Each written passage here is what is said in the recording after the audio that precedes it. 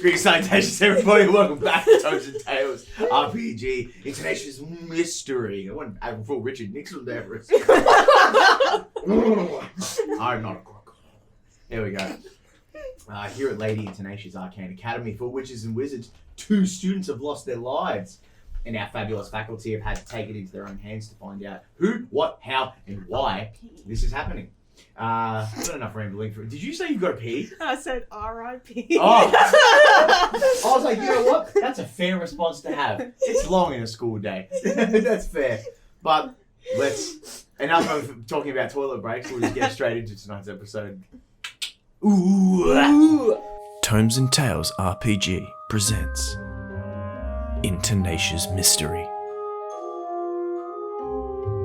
Powered by Kids on Brooms. And welcome back. So we ended last session with all the teachers finding rest in their rooms on the Saturday evening, and we'll wake now into the chilly hours of the following Sunday morning. So the glass is fogged over, your room's like wild regulated, with like temperature controlling magics are indeed a bit nippy. Small clusters of cold air will sometimes leave your lips as you breathe. It is a half wood, half stone kind of establishment, so it is going to get fucking cold no matter how you turn the thermostat up. So, who would be the first to wake up, we think?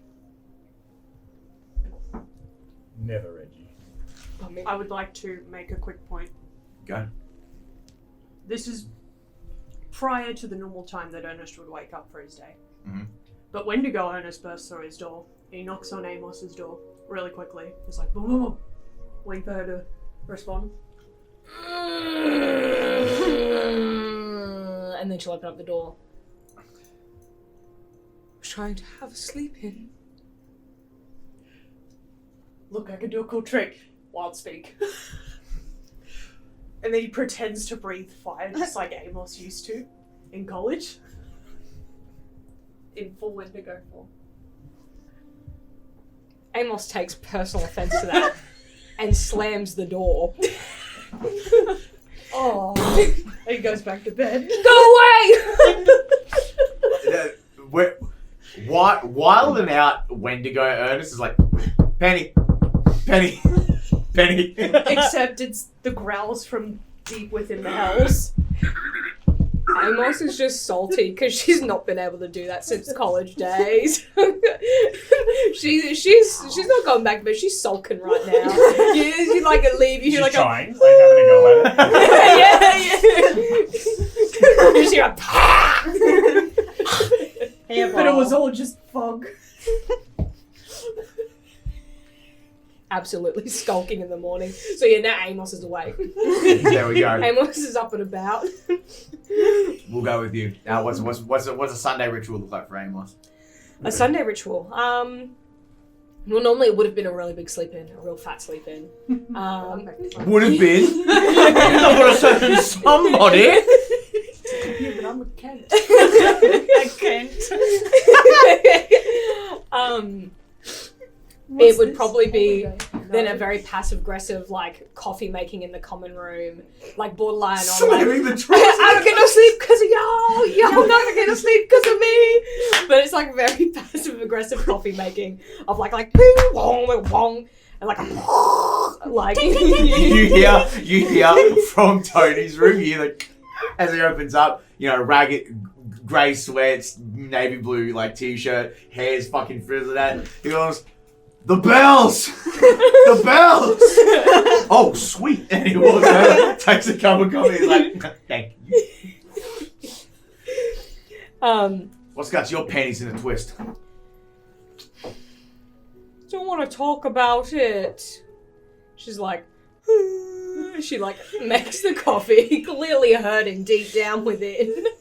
It ends up being a point where he becomes a fixture of the common room and he just leans against the big table and his eyes just track you as you wander around sulky, you fucking seeing this? He's this fucking rat Louis on the phone on his shoulder. You fucking see these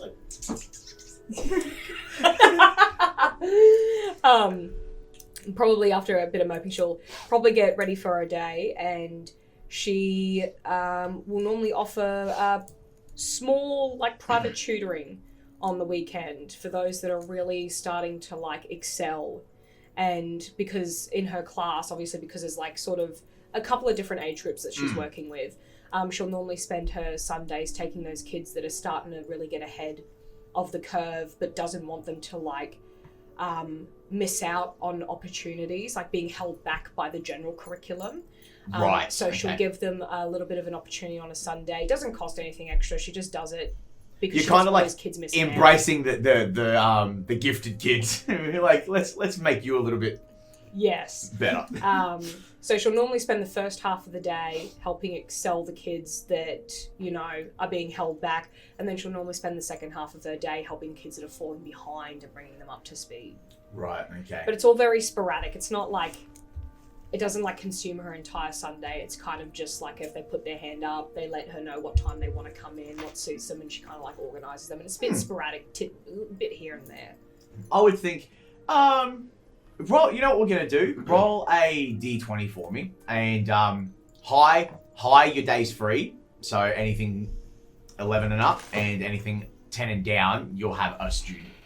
I'm gonna get 16. There you go. So luckily enough for you, you've kind of got a free run of the day. You would get the assumption that if anyone has any queries or anything of the like that they want to run by you, they'll probably come and find you at some point. You know, like Yeah, kids, she'll probably just hang out in her class then.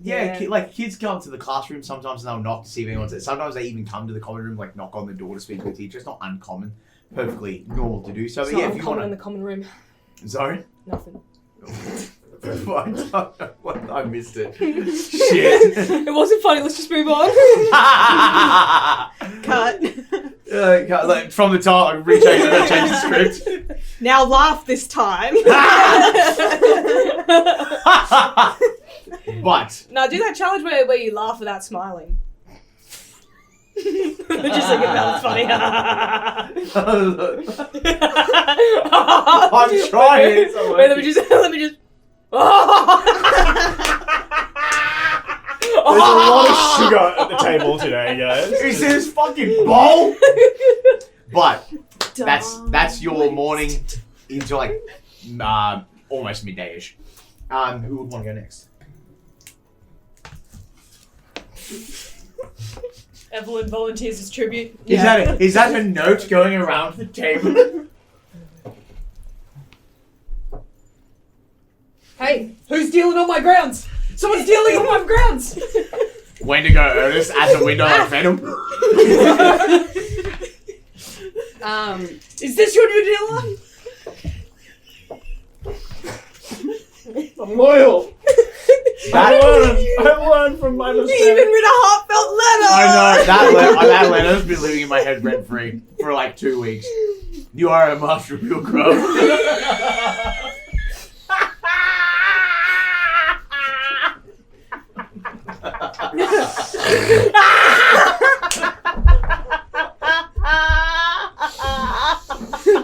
Really?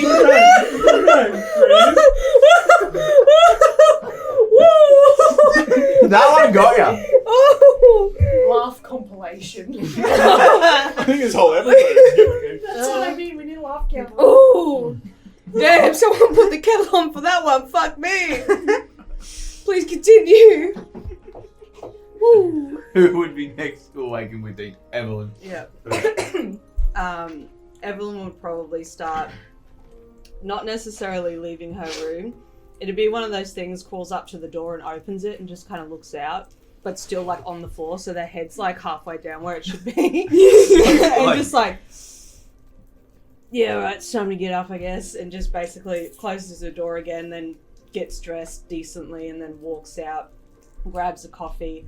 Obviously, looks like she has not slept again because she's been up all night over her books, just trying to figure out shit that she can do to try and like find what's happening. That's actually funny. Does anyone have a particular idea in mind about what their character's Sunday fits look like? You know, like when they get dressed up to leave the corner on a Sunday, Anthony always makes jokes, that's the Lord's Day, be comfortable. And that sort of stuff. Does anyone have any ideas about what they would wear? Reggie's always trying to impress.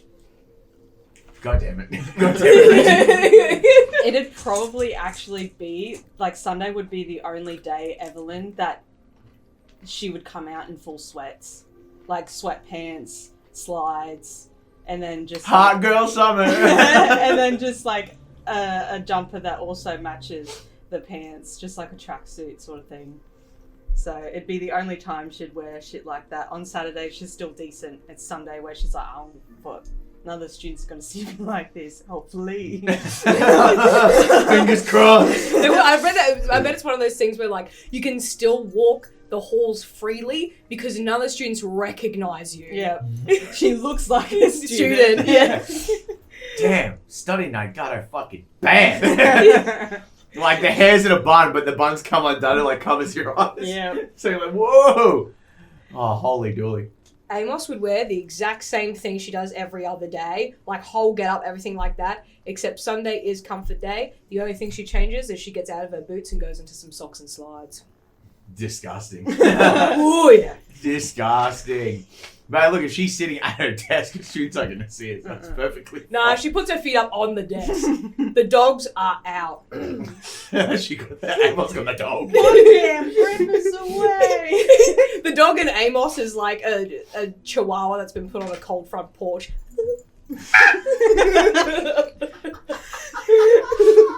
That was terrifying. Put your game face on. You know, Amos, she got that dog in her. Looks like it should have been put down like easily 2 years ago. Missing teeth. It's got the one clouded over grey eye. You're broken, Cody. The jaw doesn't sit straight. The tongue's a bit like. Yeah.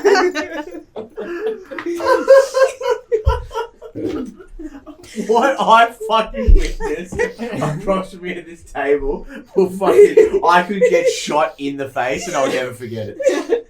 Oh, that'll haunt me for the rest of my days. Thanks for that. No worries, anytime. You have hexed me. Okay, who is next to wake up? Will probably be you. To finish off this round of what Oh, they yeah, wear on Sunday a fit. Sunday. Ever since Tony started and he started preaching to be comfortable because Sunday's the Lord's Day, out of spite, Ernest has changed his 1 day a week to represent the detention teacher to the Sunday. But Oh no. he walks around in grey sweats. That's it. No, not the forbidden grey sweats! Not Bait. Bait. Bait for you know exactly what kind of people. Grey sweats is lingerie for me. Yeah. Yeah. But That's why I own a pair. This is on a nearly 7 foot tall skinwalker. Smash. Exactly. There it is. That's for all you ladies and gentlemen Right, at XD. home with a preference. I saw it real quick. You just jogged my memory. I got a thing saved on my phone that I want to put up as a status on Instagram at some point. Where it's like, what's hotter, being covered in your own blood or someone else's? And the response is both. I'm bisexual. Yeah. Yeah. Now, follow up. Is the skinwalker hung? Is he We need to swinging know. it? He's a top. Of course he's hung. So there's some flop going on. Oh. He goes for a jog and he gets applauded.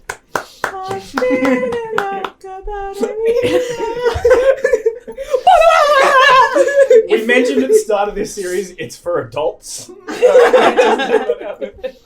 If he wasn't scared of water, the amount of flop that thing had could sink the Titanic. Oh my god, I'm gonna point my eyes out. She's I'm gonna gonna pre. eat them. Well, I'd say then Reggie would come out of his room as you're walking past like that and just... It's the wear loose pants. Oh, you can still see everything with Reggie. He's wearing the tightest leather pants. Reggie's you got can the imagine. David Bowie pants from the Labyrinth, man. Yeah. In this day and age, it's all about the swing. All swing, no ding. Amos needs to get private health insurance when she started working at this school. So, Reggie takes his phone, Evalyn needs like adds therapy. to the to-do list, buy grey sweats. and melatonin, apparently. We're surrounded by perverts at Yeah. this table. We're not sorry. I know, it's what kills me the most. I don't think I've ever met someone who plays D&D that isn't. No, true. All of you know what we're talking about. Only It's way true. to flirt with your friends without it being cheating. The great loophole. To end all loopholes. It just gets a bit dicey when you've got siblings at the table. Yeah. I've had a girlfriend watch an episode and be like, there were looks going on between you two. I'm like, no, that was between our characters. It is. Yeah. It's very different. Very different. Oh my god. Anyway, before we get into the fucking idiosyncrasies and thematics of romance, for- and Oh yeah, that's Table. right. We're playing a game. This is not above the table. I'm guys. not gonna lie. I forgot we were recording. It's just general Anyway, conversation. and Reggie. So, is there anything that you would do for the morning before we carry on? Oh, his usual routine. He wakes up looking Smoke weed. bright and Smoke weed of every the day. world, and then he goes back in his room for a while and comes out with big just eyes and a plates. half. And then he sort of smells some coffee and food and just sort of wafts towards the kitchen Cartoon area. floats. Yeah. I mean, it's a magic school. He absolutely can just go and just follow it. Absolutely. So, yeah, everyone at some point awoken by the passive aggressive banging and clanging of Amos in the kitchen, and Tony's very over the top European slurps of his coffee. We all linked together in the common room for the first time since yesterday. The claw.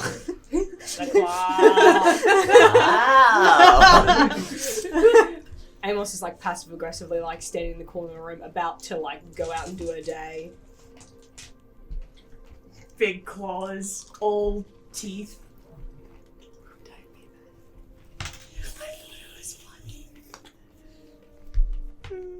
He's got no lips, he can't pout, but he's pouting on the inside. That's a loud slurp. He's got no lips. That's terrifying. Yeah, it's all skull, no skin. All chomp. No Yeah. flab.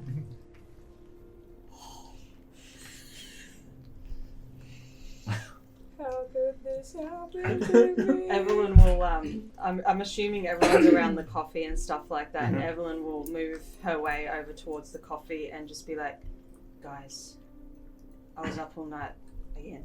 And, and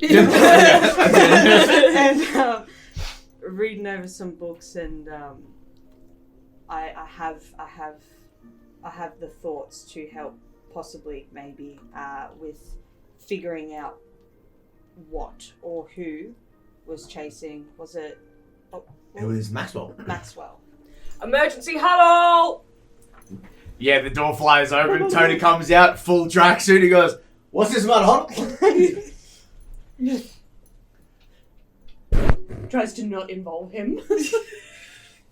Fuck you too, you bony bastard. just come in on the other side. Yeah, I go. He goes under Amos and Reggie's arm. I'm like, what's happening? We're now like in a. I like you. Like you fit. So, you remember the seance that I did yesterday or Friday night? I don't remember. They're all They're same all day. Reggie's looking at you with confusion because he'd gone by the plane. He's like, what? Anyway, it's kind of like that, but instead of bringing the spirit here, I go to the spirit realm. Some last airbender shit. So what, have you got Yeah. something in your magic toy box that just go haunting number 2 electric boogaloo and just get it out on the field? Yeah. Oh shit, that was easy. God damn. Well, it's a bit more complicated than that. It's basically like I have to be in a state of sleep to get to that point. That sounds like a bad idea. But potions help with getting to that point. So, kind of like an astral projection. Yeah. Okay. Do you mean potion or potion? Like, Potion. And we send you in by yourself. Can we send someone in with you? Because astral projection is very risky on both ends. I mean, I personally can't do it. I'm incapable of such a feat. I mean, I could have someone as a backup if they're willing to come over and like pull me out. Because essentially, if I don't get back to my body in a particular amount of time, I It's up for grabs. Yeah. Yes. I can be possessed, essentially, and be stuck in the astral realm. But it's the only lead I've found, so... I mean, in terms of assisting you with astral projection, in case something comes and to your body whilst you're astral projecting, I'm just letting everyone know I'm going to be useless in that department. I can't do anything like that. I'm lost. Honestly, I didn't think you would be. This seems like something you'd be good at. Yeah, I've it had seems like plenty really of spiritual. out-of-body experiences, but not in that same way. You can't seriously be considering this. It sounds interesting. Like, I'm in. I definitely say we could definitely have somebody on standby to help. Here's the fun in that. Can we all do it? Can we... I mean... What are the prerequisites? He says in... I'm the only one that can understand you right now. So you got to I'm translate. translating. Oh my god, it's corn. What? Huh? Help me. He said help me. With what? I don't know! Can you please Can you please tell Evalyn? tell Evalyn... Oh, wait, me. Yes. Yes, you. Okay. What are the prerequisites to visit the astral? What do we need for it? Well,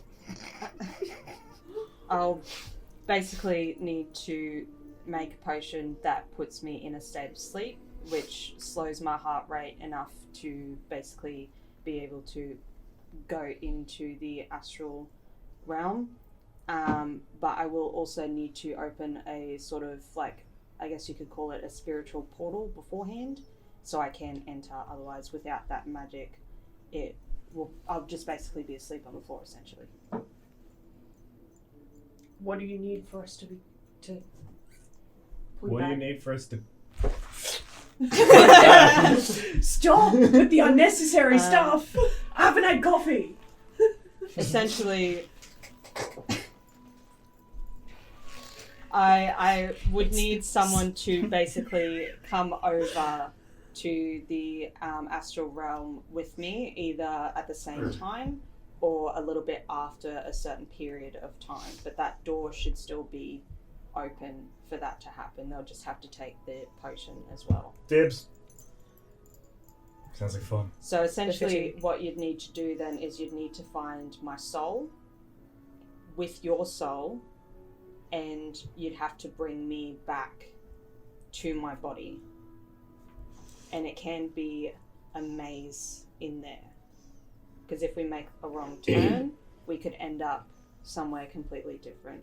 So essentially the astral realm is like this school, but think of it as it's constantly moving. What if we had like an Bit of astral directions. flare? Like a little book book if you get lost. Is that a thing? No. Oh, that's why it's so dangerous. Damn, I'm really on practice in this. Is there a tether we can use? Pretty much like a smell or a sound to my body can bring my soul back to it. What are we using now? You, I know what I'm using for him. Beat me to Not it. gonna laugh. Not gonna laugh. Shouldn't be doing that in school to begin with. You didn't see nothing.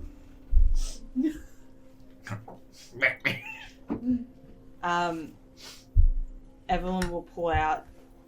They'll have a little vial in their pocket because they knew that this conversation would be happening this morning, and it'd be a thick red liquid, and they'd hand it to you.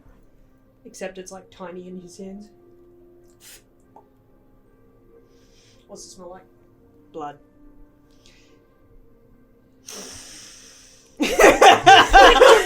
That was a bad idea! That smells good. Ooh. I've also noted that this is the Freaky Friday episode. We're expecting a body swap at some Oh, point. 100%.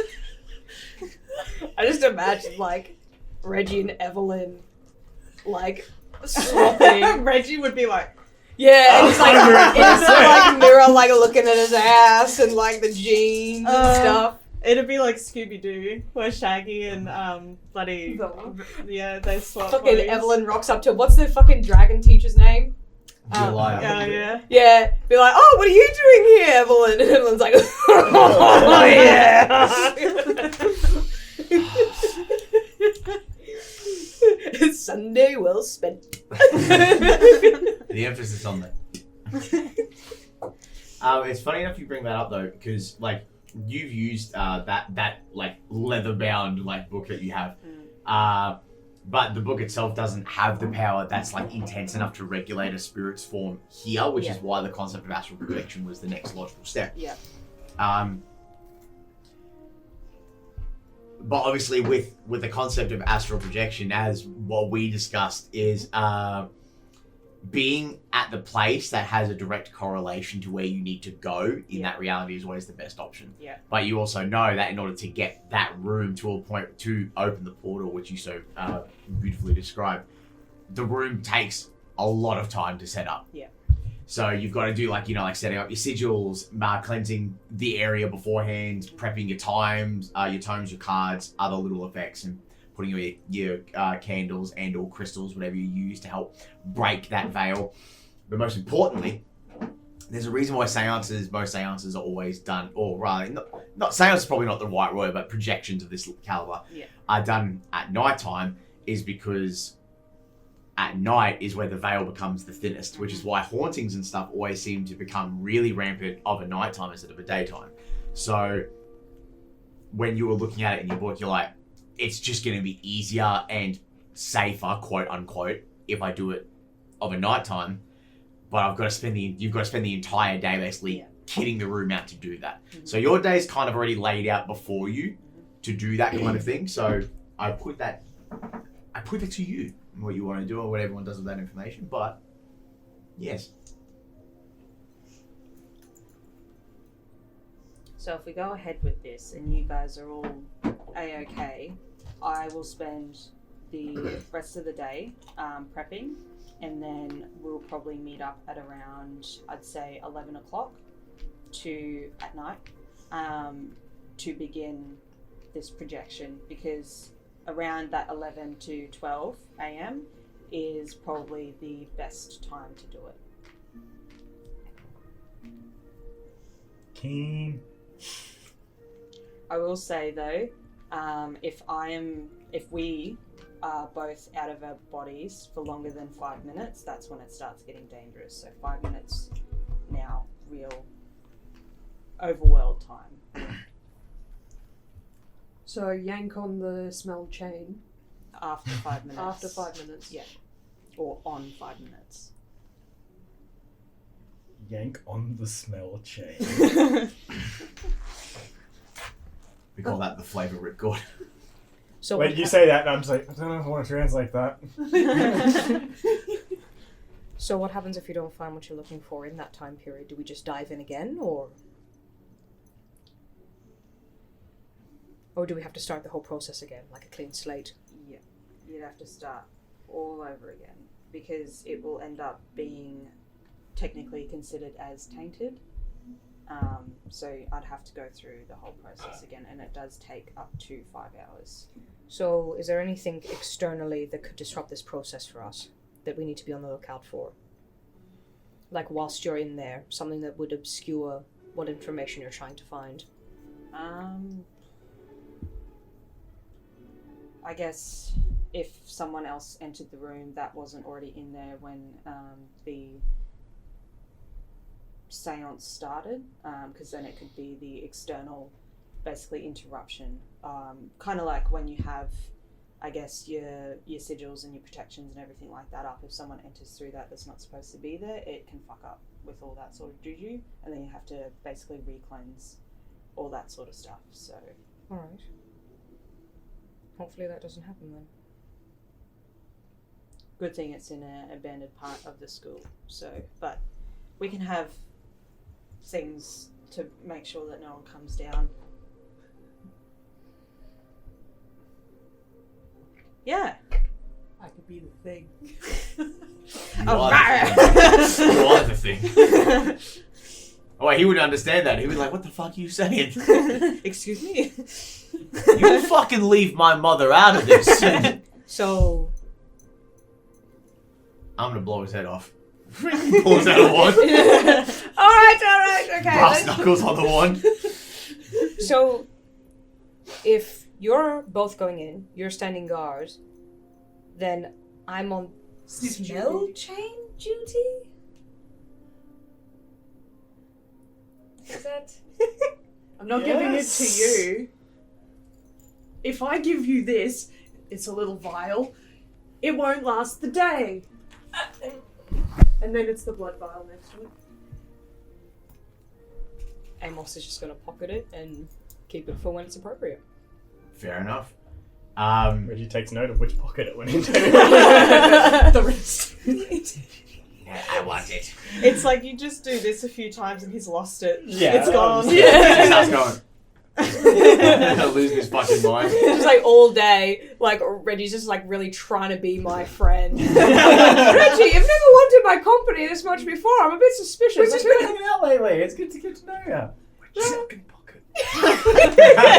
Out loud. Everyone can hear it. No, fair enough. Anthony will look to the group and be like, well, I got a free day. If you need an extra set of hands, I'm just going to be playing PlayStation. Evalyn would love that from you, I'm sure. I'm not translating that either. Good. Good, I actually kind of don't want to die today. Oh, He God. said, that's nice, let's go. You're a fucking dirty liar. Yeah, like it's written on my face that that's not what was said. You're a terrible liar, sir.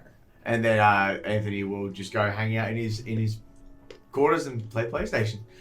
Because he's got nothing better to do. Stupid Fortnite plays.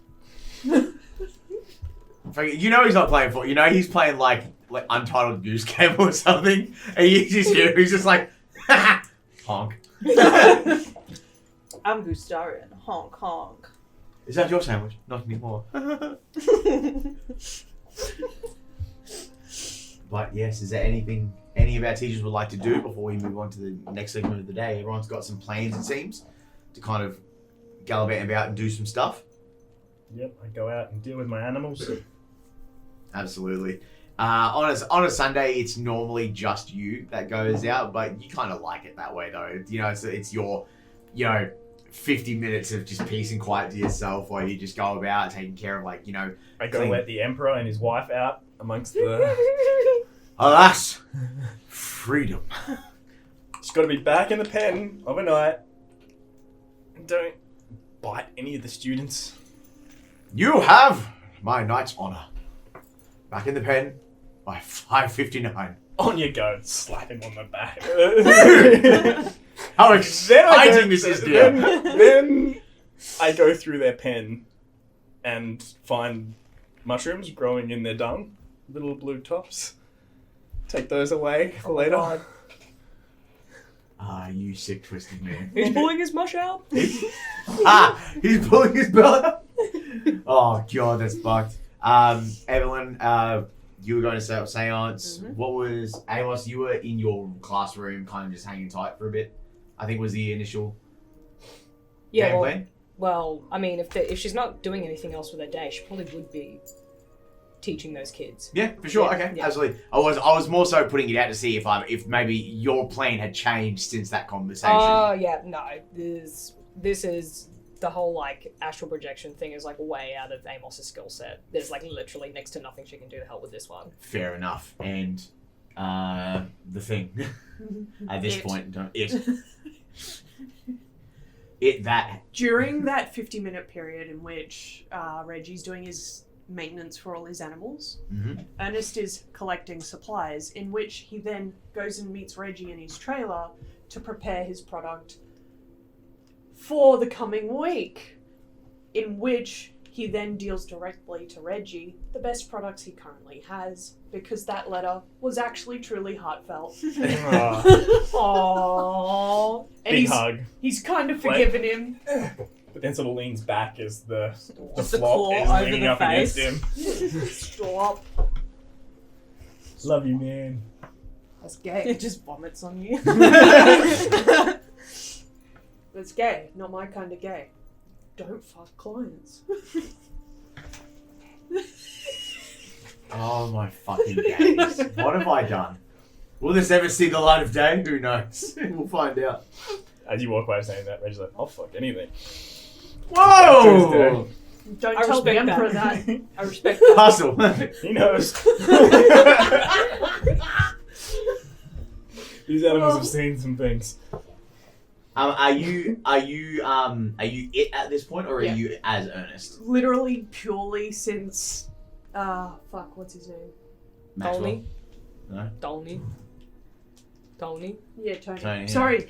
I was like, Dolny. Dolny! Dolny. Dolny? who the fuck's Dolny. Johnny? That was Dolny. It's not really a T, it's more of a Yeah. Dolny. Dolny. Yeah, but ever since he's come here and he started preaching that Sundays are the Lord's Day, he literally, out of spite, just spends the day as a skinwalker. That's a demonic looking motherfucker. So when you leave, Reggie, you go with a couple of big bags of like various magical dungs and fertilizers. Nice. Fantastic fertilizers. No, you fucked it. This Ignore me. Keep going. We can't. Yeah. Thanks, guys. So everyone in the faculty at this point, or in our glory of the faculty, are kind of going about their own business for the day. You know, working through. Like you go back to the divination room to start setting stuff up, and you know it's just fucking dusty. I'd go through all the cupboards and shit and see if there was like anything left over so that I could use for the seance as well. Oh, there's definitely like there's 101 fucking wax candles and stuff that have been left in there. A couple of like old seeing stones, like crystal balls that are more so developed for students instead of like being fully enchanted to be there for like adult teachers. But as you're on the ground, would there be like a runic circle involved on the floor? So as we'll say you've pushed all the desks to the side and the corners so you can get this like full circumference of a circle. You know, it's got to be big enough to encompass all like, you know, all of your retinue so that if anyone on the outset entered, it would break the thing, you know what I mean? So you're going through and you're getting the circle and you've got your little protractor out to make sure it's all fucking right. And you can't help but notice, just ever so faintly, it's definitely in the same room as you, but it's like your sharpness of your ears lets you hear just the faint clopping of like footsteps on the stone floor around you. And at first you pass it off as like, oh, it's just someone in the hallway, it's fine, they're not going to come in here. You continue to do your circle and then you hear it again. And I think maybe by the second time you turn your head and you realize again the huge thick layer of dust that just permeates this classroom because it's not been touched in fuck knows how long. Ever so faintly you see a bit of it, you see patterns of it whiffing up as if they were like footsteps. And you don't immediately feel threatened, but I think you would get that reassuring feeling that like maybe I'm on the right path because it seems like they're already here waiting. That's what you get. Amos, you were in your classroom, so this makes more sense for you to happen. You finished teaching up one of the lower grade students who has been having a lot of trouble. Offense is easy. Offensive magic is super simple. That you just write on aggression and you push it out and it just works. Most students can latch onto that very easily. But sometimes students that some students have issues determining how much energy to put into like deflecting attack magics. So that was your lesson for the day, was teaching like a proper like bubble shield like defense for like one of these younger students that constantly just gets their ass handed to them in a dueling scenario, especially when you've got to regulate it for like the students. And as you're like pulling the door shut and you're locking it up, getting ready to go, you hear this like like this heavy sprinting, and this kid like bowls into you, almost knocks you flat on your ass, and he like grabs the door to pull himself, like literally looks like he almost breaks his arm backwards as he catches. He goes, and you know his name's Zachary. He's young. He's like 13 years old, young fella, little blonde hair. And he goes, fight. Where? Show me! And he takes off for a sprint, and you guys break for the courtyard. Sorry, the slides are in sports mode. Yeah. The snaps come down the trunk. Sports mode. We call that 4-wheel drive. By this point, I think you would be coming back to the hall. So you would see this young kid book it past, and you're like, huh, weird. There goes fucking Amos, her blonde hair reflecting the fucking the You hear torchlight. I've just been restocked, so I'm from the slides. hooked. He's been, do you follow, or would you just let it happen? I'd say, like I said, just been restocked, so very cooked. War past. Oh god, it would have been so much faster for him. Yeah. Just slowly start strolling in that direction. What about, what would you have done after that little meeting? Literally drop the shit off. Yeah. Then he'd probably be in his classroom equivalent, if that's where he would have head afterwards, unless they walked back together. In which case, If you would have hung out while Reggie got fucking obliterated. a little bit of a hotbox on a Sunday, no hurt no one. then it's the two of us just watching it and just sort of like, Yeah. just slowly wondering. I feel like at this point Reggie's like just munching on some little bag of chips or something. Yeah, there's a magical vending machine where you just touch the back end of your wand and fucking chips come out. You're like, hell yeah. And you move forward. You Wandering guys, towards the fight. you, Speaking to each other in wild speak. Everyone's just like, what in the fuck is going on? yeah. Sounds like a corn rat battle. When you guys begin moving closer to the courtyard, especially you, Amos, as you sprint there first, you notice, like, kids will do what kids do, and they all start flocking to the same place the second that they realize there's a fight happening. And when you rush, because like we said, the courtyard is like, there's no roof, and it's open, it's in the very center of like all the buildings put together as a school. So, you know, lights coming through, cold wind, but rushing into the courtyards, you see heaps of students gathered around in a small circle, but it's the unmistakable, like the crackling of like spellcraft, right? There are flashes of bright light, like concussive spells that are getting summoned and unmade, whips of lightning and electricity like flying through the air. Like, this is fucking lethal, like, attack magic that's going on right now. What are you doing? So there's the circle where the fight's happening. You can't see who it is. You see the lightning and shit crackling, and about 60 fucking students closed in the circle, and you've come in on the outside. Or you all would, actually, I would say. Maybe a little bit behind, taking our time, I imagine. Yeah, knowing exactly what this is an unsupervised duel, and those get so nasty so fast. And Amos has actually heard of kids literally losing their lives at other schools when this stuff happens. Mm-hmm. It's not super common, but it has happened, and that's a risk that someone like Amos, especially considering what she teaches, is not willing to take. And as she runs up, there's just like, it's like, it almost would sound magically enhanced, but no spell's been cast, and there's just a, enough! And she'll just whip her wand down, and as she pulls it up, it's going to create like this almost cone of force that comes up, and it will just shove the students, parting them away. So the circle's broken, and she can see exactly who's doing this unsupervised duel. Tight. Can you roll your that would be fight for sure, which I think is D20 for you, right? That's going to be 17. Oh, this wasn't even a roll to see if it succeeded. This was a roll just to see. This was a roll to see how far you fucking shove these kids. You whip it down, and like anyone who was watching it on the outside, like you guys specifically, you rock up as Amos brings the wand down, and it's like a sword of air comes through the middle and shunts this entire fucking circle of kids right down the middle.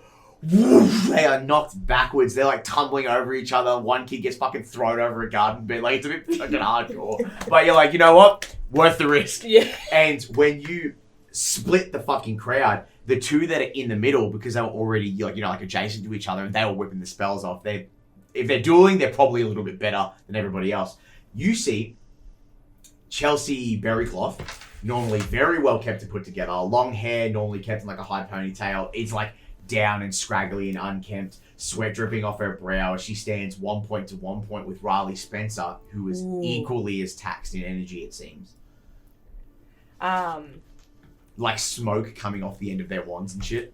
Kind of in very quick succession, as soon as the kids separate, as soon as she has eyes on who it is, after she brings the wand down to separate them, she'll bring them up, and it'll be almost this grabbing force of ripping their wands out of their hands. This is going to be a contested one for sure, I think. So I'm going to roll for them here. So it's going to be your fight against their flight, their ability to maintain it. Okay. I'm going to say they're students. I'll just add +2 to both of their rolls, I think. Oh, wait, D4. Ooh, that's not great. That only brings me to an 11. Okay, we'll see here in a moment. How can I spend my adversity points to... You just tack your adversity points onto your roll, and it just adds the number up. Okay. Am I able to do that retrospectively to see what That's they roll? literally what they're there for. Okay, perfect.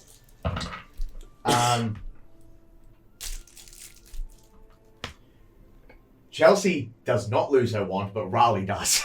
Good. Okay, so... She got an 18, then +3 on the D4.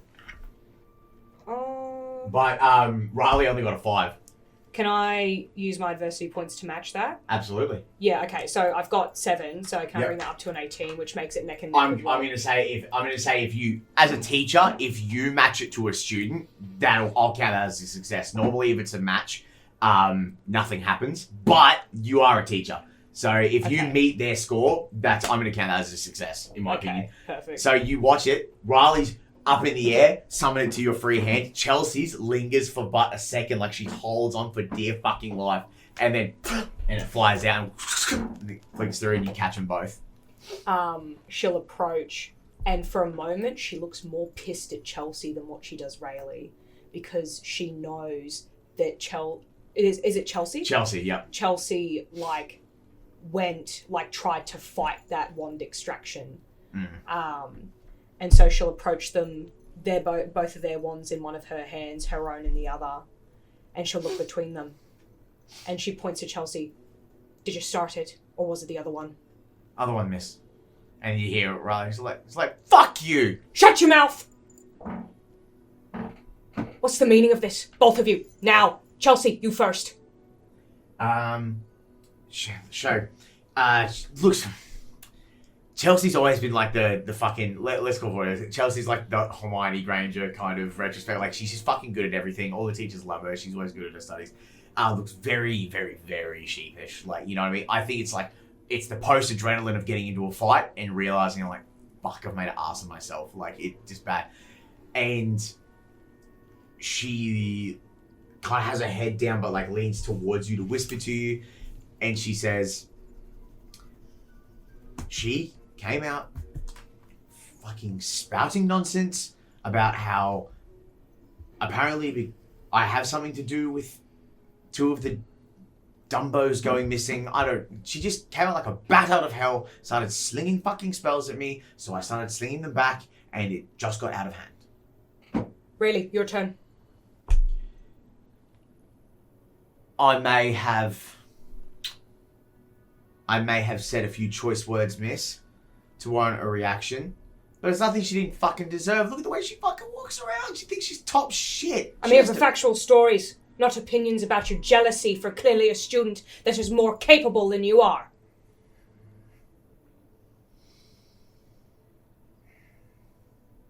That's a very serious accusation that you have made against another student.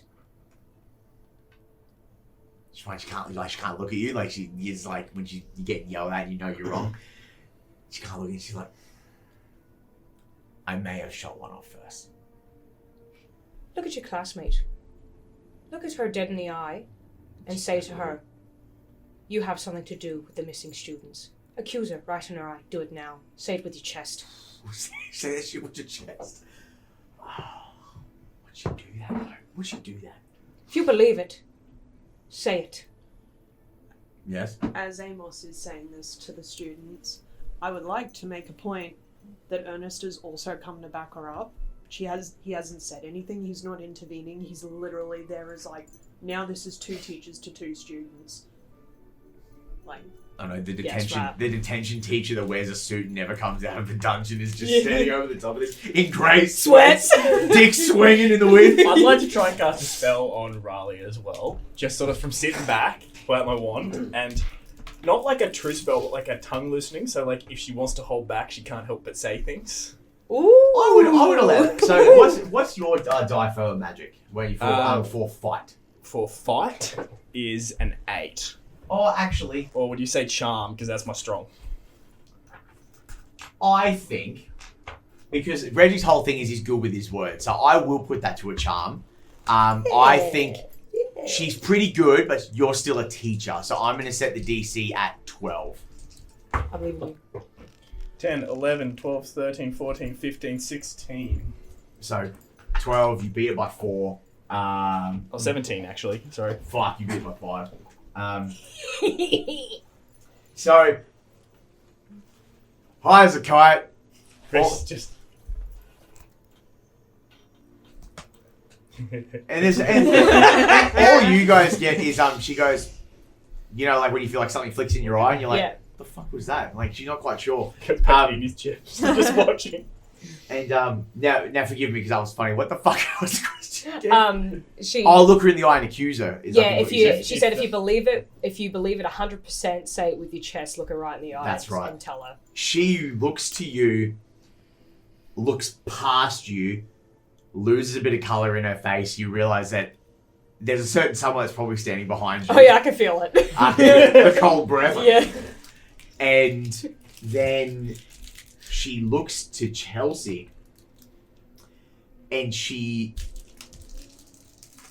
goes to say she goes to say something and she bites it, and then as she begins to whimper, she starts to cry a little bit, and she says, I don't believe it, but I'm afraid. And then she looks very confused, like she said something like she wasn't meant to say. She's like,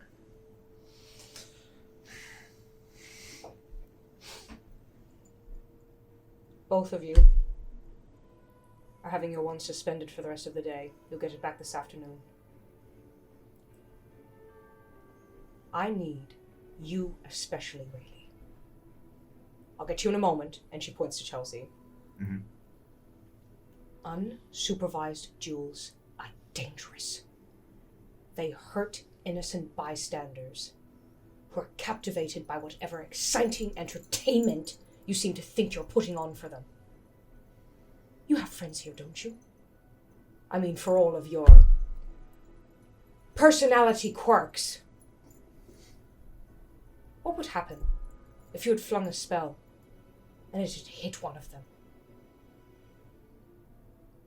We can perform magic, but we can't perform miracles, Rayleigh. We can't bring people back from the dead. yes, miss. I want you to return to your dorm, and I want you to think about what you've done today. Yes, miss. You can collect your wand off of me this afternoon. Thank you. And she takes a wide fucking stance around it, and then he's standing there, but he's chuckling in wild speak.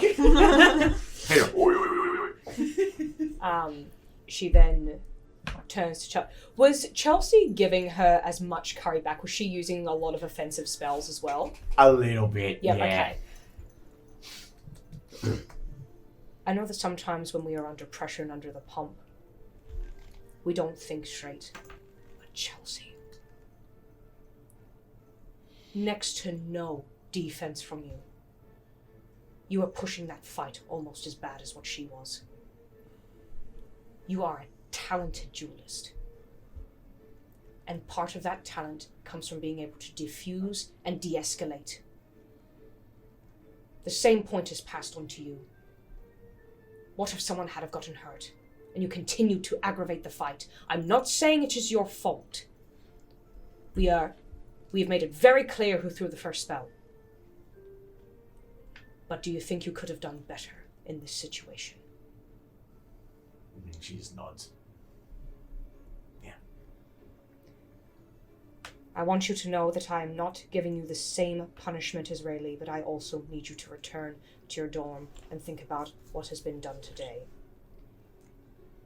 We will be working on your defense next week. Yes, miss. You can come and get your wand from me in an hour. Thank you, miss. And she quickly tries to fix her hair and then toddles off. I would think at that point, like, we cut back and, like, Evalyn, you're like, you finish the circle and you're like starting to put the candles out all right, and there's a, and the fucking candles just go.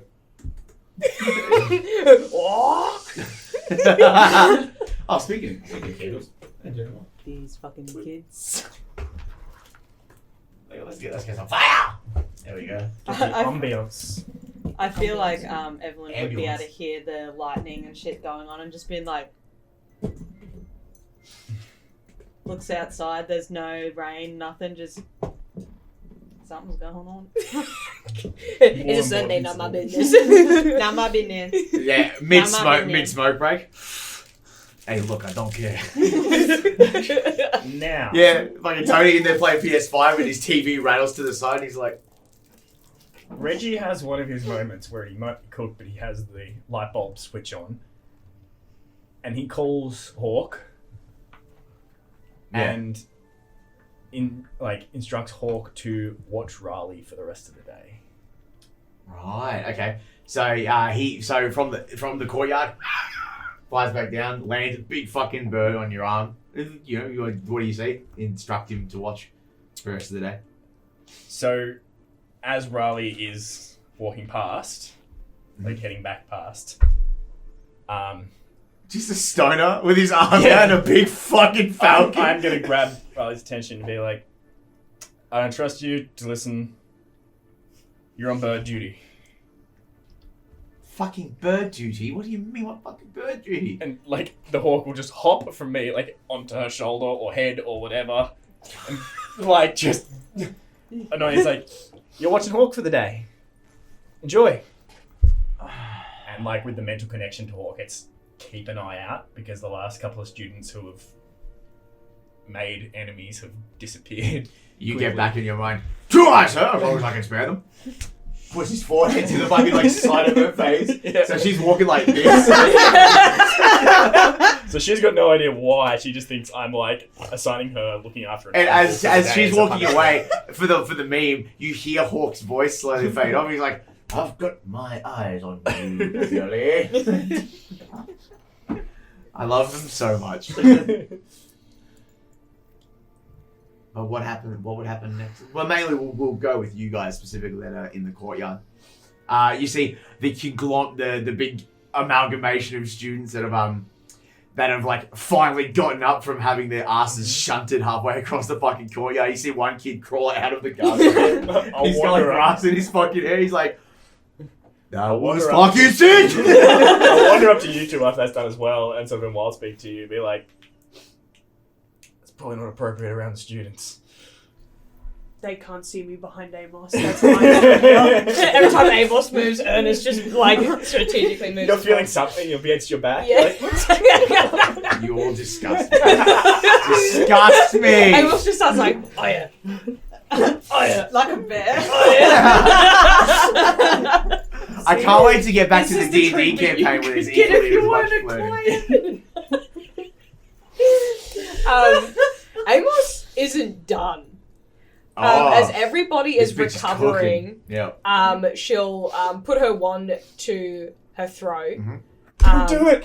But I'm sick of this shit. I'm fucking done. I've had enough of this well. You have a license for that? You'll never take me alive. She'll kind of do Rattlesnakes, dude. yeah, her teacherly duties. Kind of like sitting there like, was anybody going to notify a teacher about this? In the back of the crowd, little Zachary puts his hand up while he's trying to get up. He goes, "I did." Your timing was shite. I'm only 13, miss. I got little legs. My other boy. And then she'll.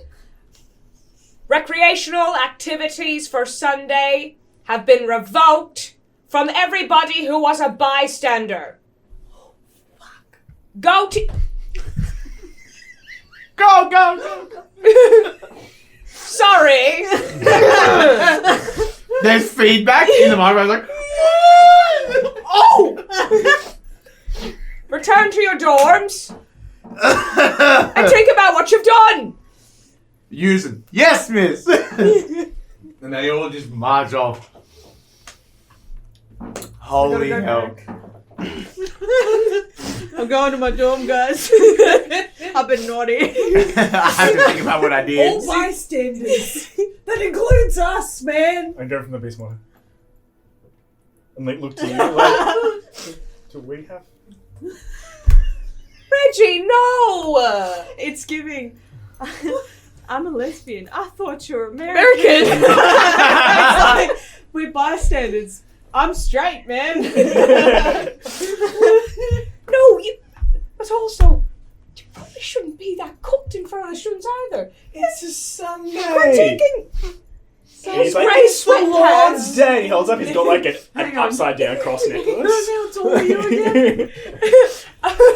Amos is like only like. I think she's like only 5'7". He's breaking close to that 7 mark. You're critiquing him for wearing sweatpants.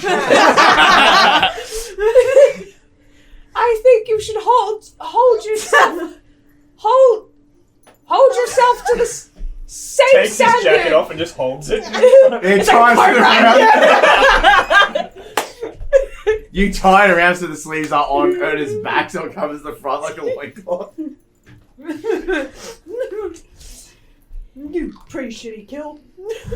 But also, this is concerning. It's been a while since we've had something like that happen out in broad daylight, on a Sunday no less. So the teachers aren't even preoccupied in class. Seems par for the course these days. Where's the headmistress? Probably doing headmistress things, I guess. I don't know. Fucking racking coke off. She goes, Woo! She's like probably doing headmistress things. My God, I said I wanted an olive green salad and you've sent me Caesar. It's like full-on Karen on the phone to customer service about a Uber Eats order. I feel like that's something she would do. Mother in pink. Sorry, no one else is gonna fucking get that. Someone out there. I surely. hope, please, somebody. We'll make that a short and put that on the Just series. see. Well, I sent Hawk with Miss Spencer since the last one of these bully students that attacked someone else sort of got mulched. Alright. Not a terrible idea, but we probably will need to let up at some point later on tonight. Otherwise, there could be a formal complaint made. She thinks it's just part of the punishment. I always make students take care of my animals when they've been little shits. True. Punishes them, takes work off me. Big brain play.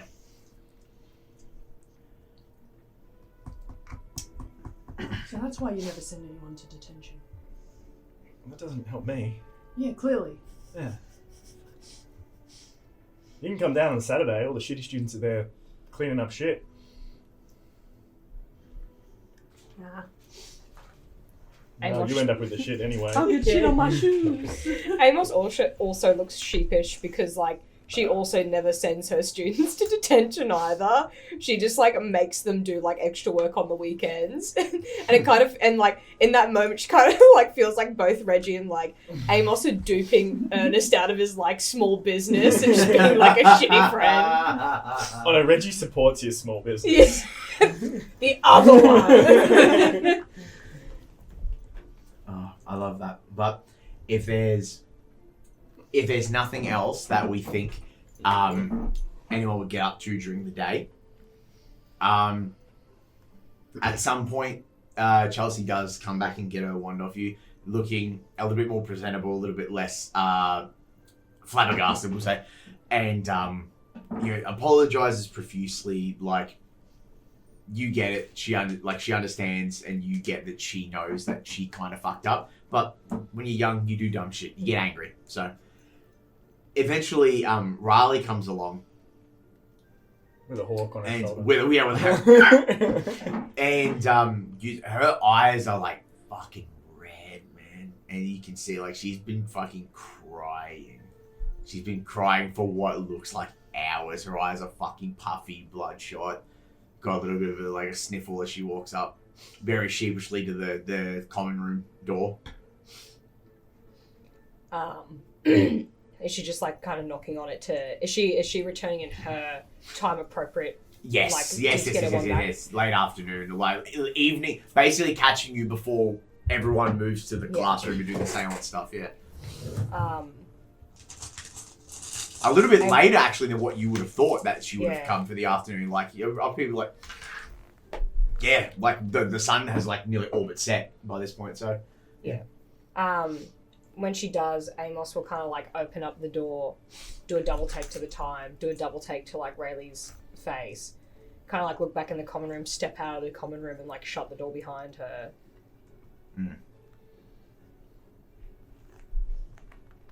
What are you crying for?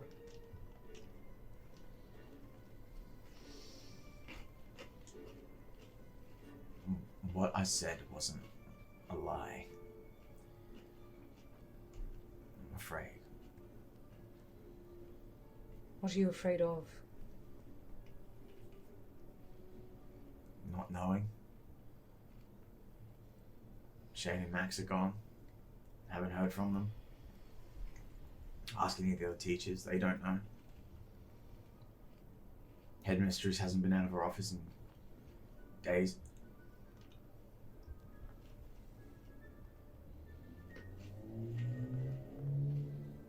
I can understand. Not knowing it is scary.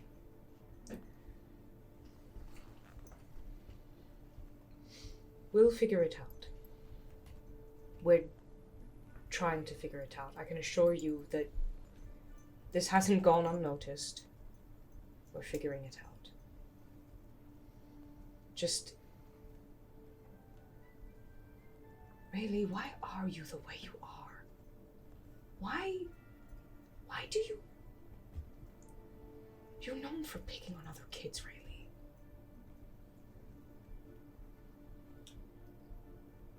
For such a sassy student,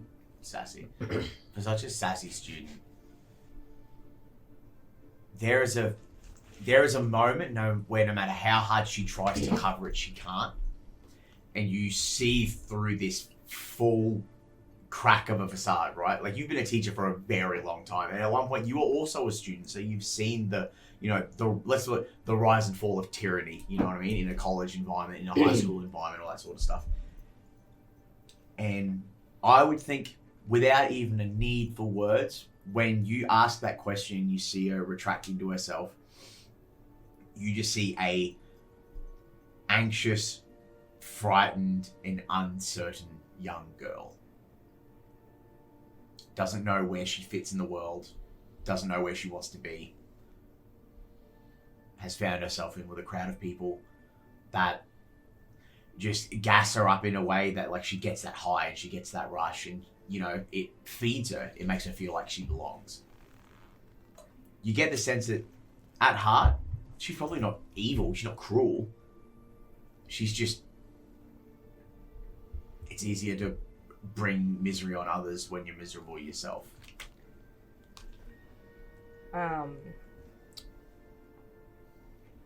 She'll hold her second one up. Mm-hmm. No, she'll hold Rayleigh's wand up, and she kind of like looks at it.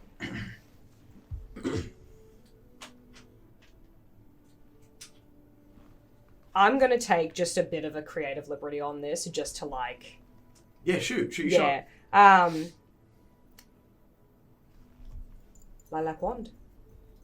Changeling hair core. Very interesting combination. Mum picked it out. I had a brother that had a similar wand to that. The exact same, actually. It's not the easiest one to use. No. He was a victim of bullying, you know. And, consequently, it's just too much for some people.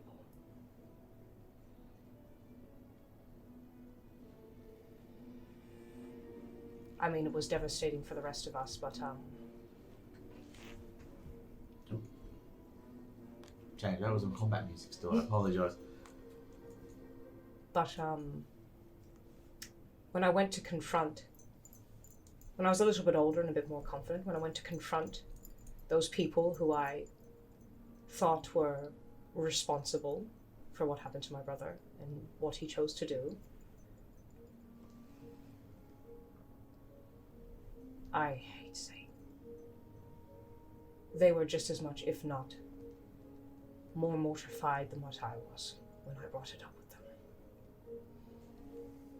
And that is something that they are going to take to their graves.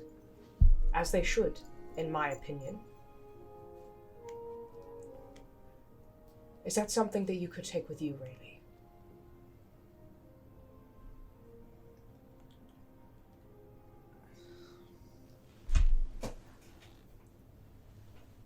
Yes, I don't know. It's like she rubs her eyes. She's like,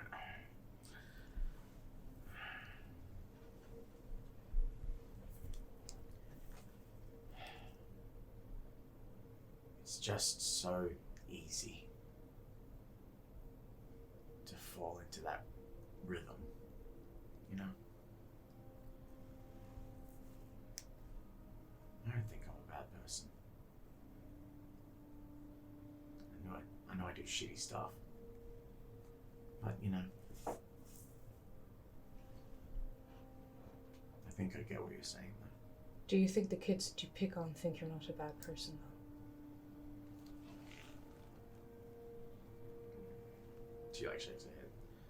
Like, well, not shakes her head like you described, but like that. Yeah, Like, starting to get the fuck, point. I've been Yeah. backed into a corner and I Yeah. feel very naked right now. Like that kind of vibe. And she'll just kind of smack her wand a bit on her open palm and then hold it out, handle first to her.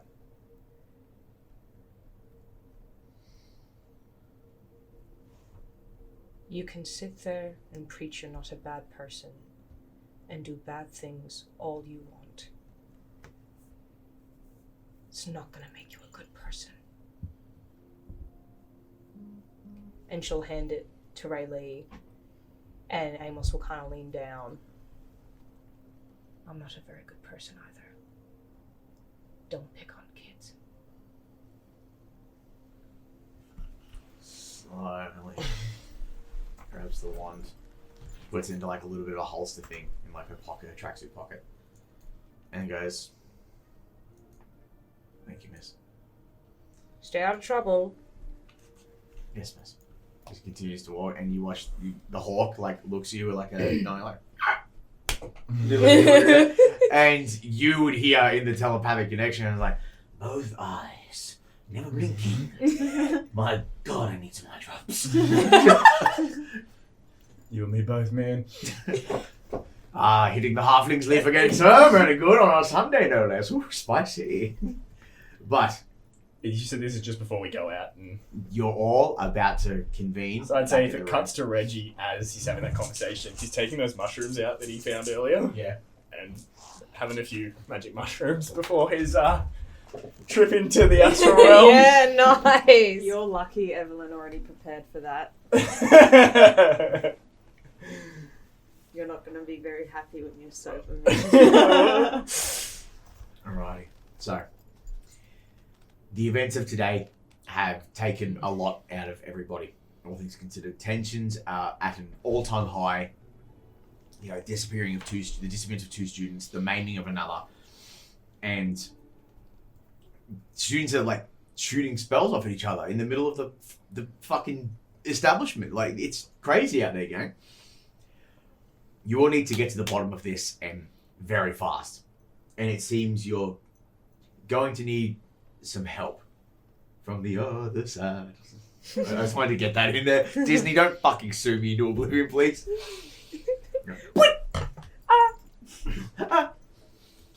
You all turn down one of the empty halls going back to the old divination teacher's classroom. Brother Benjamin. Magic live on screen. Incredible. Phenomenal work, Reggie. I'll just use some editing to get rid of me on that. So. Excellent. You've got to. You have to. It's poorly photoshopped glitter around it as well. The skin of the Calabella. How fucking dare For a second, I was like, what's a Calabella? Sounds Some like no some idea weird what I'm talking vegetable. about. Where the hell have you been, Loco? Okay. You all link up at the front of the door before you step into the classroom. All acknowledge each other. The door slowly enters. So it's just you three. Evalyn, you're already inside. Tony's not here. And the door opens. Evalyn, why don't you give us a bit more of a description of what the room looks like now that you've had fucking 9 hours to put your seance circle together? So as they're all walking in, she will have a smudging stick and basically be cleansing everyone one after the other as they move in. The room will have no light other than candlelight, and it'll be quite smoky looking, obviously. Mm-hmm. Windows are closed to keep that, the vibes. Is this the old divination classroom? Yeah. Yeah. And basically any mirror or anything that has a reflection will be covered with a black cloth, just to make sure that there's no other portals that can be used from spirits to go through. And there'll be a big kind of similar to a pentagram, but not quite. It's going to have a lot of different other runes and sigils and all that sort of stuff, and it'll have some smaller ones surrounding it. And within that will basically be 2 blankets laid out, one for Reggie and one for Evalyn herself, that they will lay on. And through that process as well, Evelyn's kind of explaining this to everyone as well, that Reggie will have to hold Evelyn's hand through that in the real world, so then they have that connection as well in the spirit world, so then they can actually arrive there together, so they're not separated. Capiche? This room looks cool. So it will basically look like if you walked in on a witch in the middle of a spell. So Sick. So just so my brain's in the right spot, you're both diving together at the exact same time. Yeah. Not one after the other. Okay. we'll do it together, because then that way at least then they'll be able to pull each other back. There'd be a stronger connection that way too, because if Reggie were to go in after Evalyn, she's kind of I don't know if you'll be capable. Reggie's gonna get this part. He walks up and he grabs on his side of the head and puts his forehead into it. He's like, I am spiritually unlocked. Fucking. I'm ready for this. And kisses you on the forehead and then sort of just goes back to looking around the room. I actually believe him. I believe him. Nothing to do with it this time. Good God. Are you human at this point? Nope.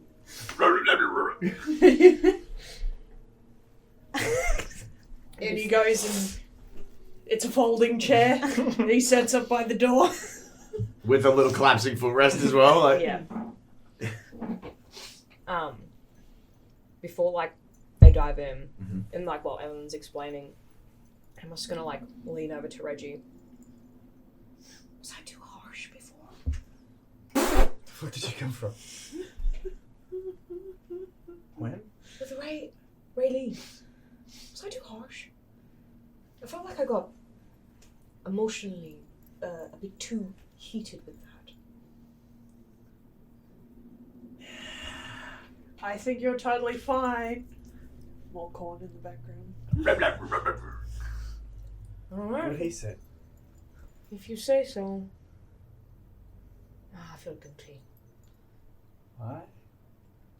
I just felt like I went in a bit in on there on the end. Felt like I almost had a bit of a threatening aura. I cast a spell on her. Oh. She couldn't lie to you. Evelyn's just like, good job. I do that shit all the time. Just Let fucking- you Yeah. get one with the universe now. Pulls a snack out of her pocket. Just a bag of trail mix, like.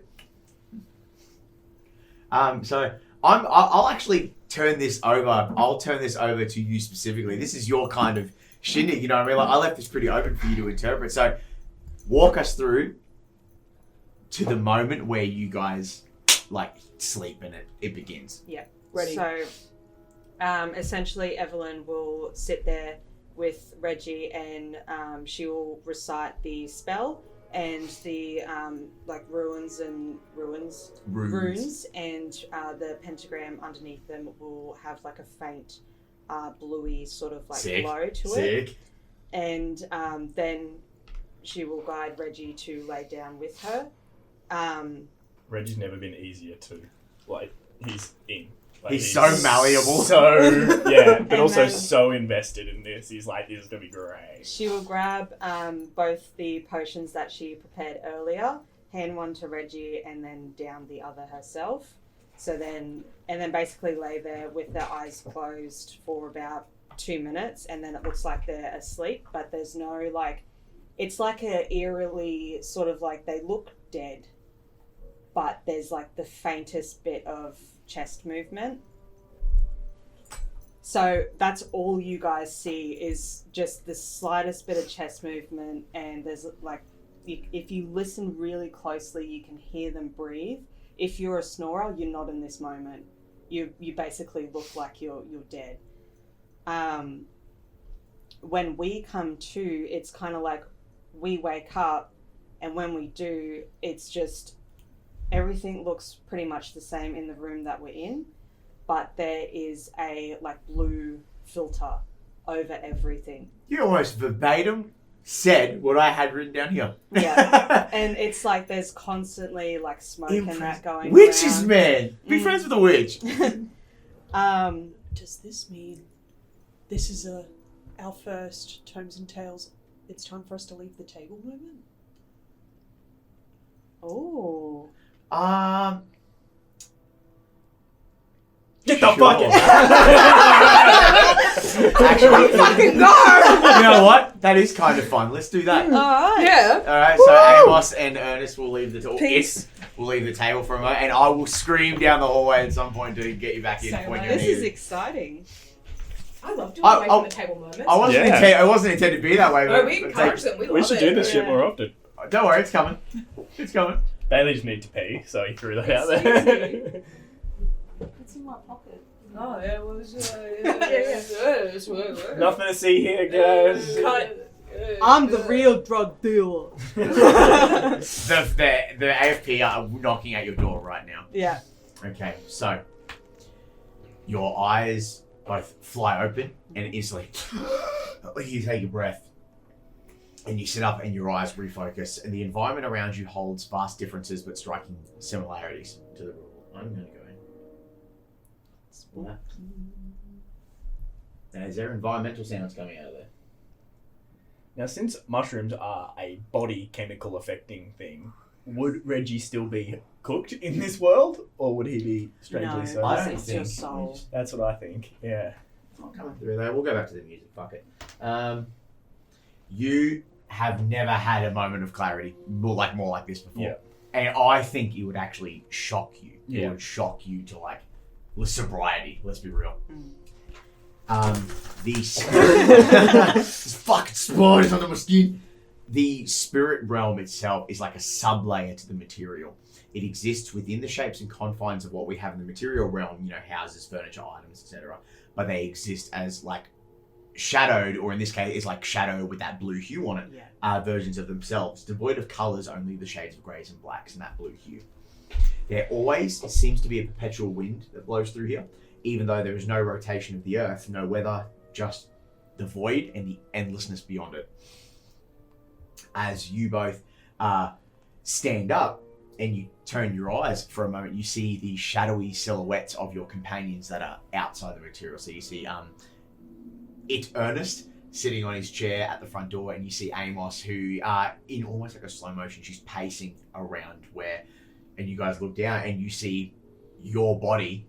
You're seeing it from a third person perspective as you stand over your own body.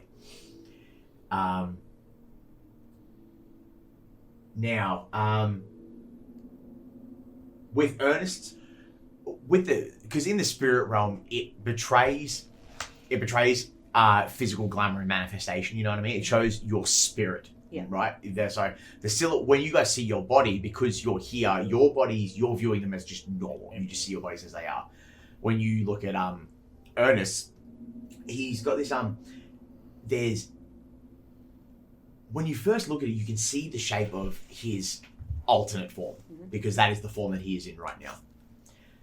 And when you look at it, it's like when you look at it, the sound begins to permeate your ears, and you see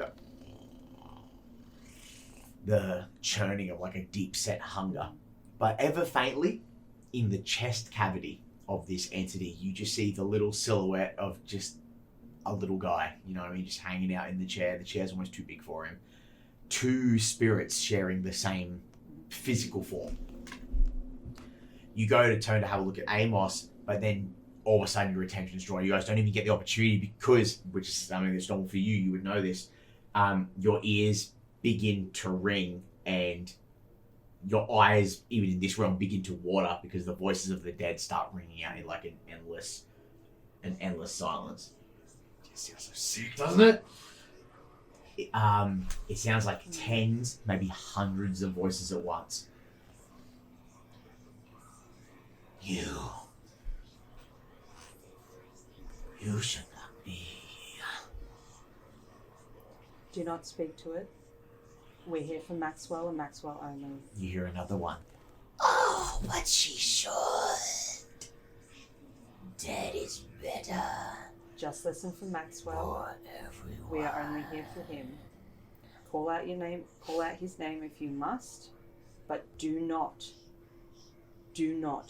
talk to anything else.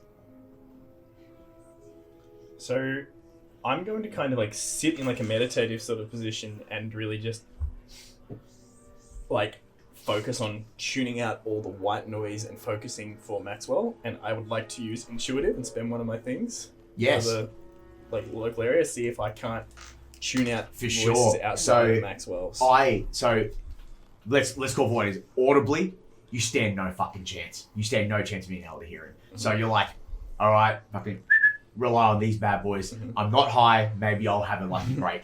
And you holding on to like Evalyn's hand, you start scaring, and like, because obviously the outside corona where you guys are standing, you start seeing the wisps of like spirits and stuff that are just passing through. That's where all the voices are coming from. You start seeing some like long hands that are kind of like swaying, you know, the ones that are speaking at you, and you begin to focus up, and just faintly through that mist, you see the silhouette of a teenage boy, maybe, you know, kind of built shorter, just a bit shorter than you, but not move. He's standing there, just waiting.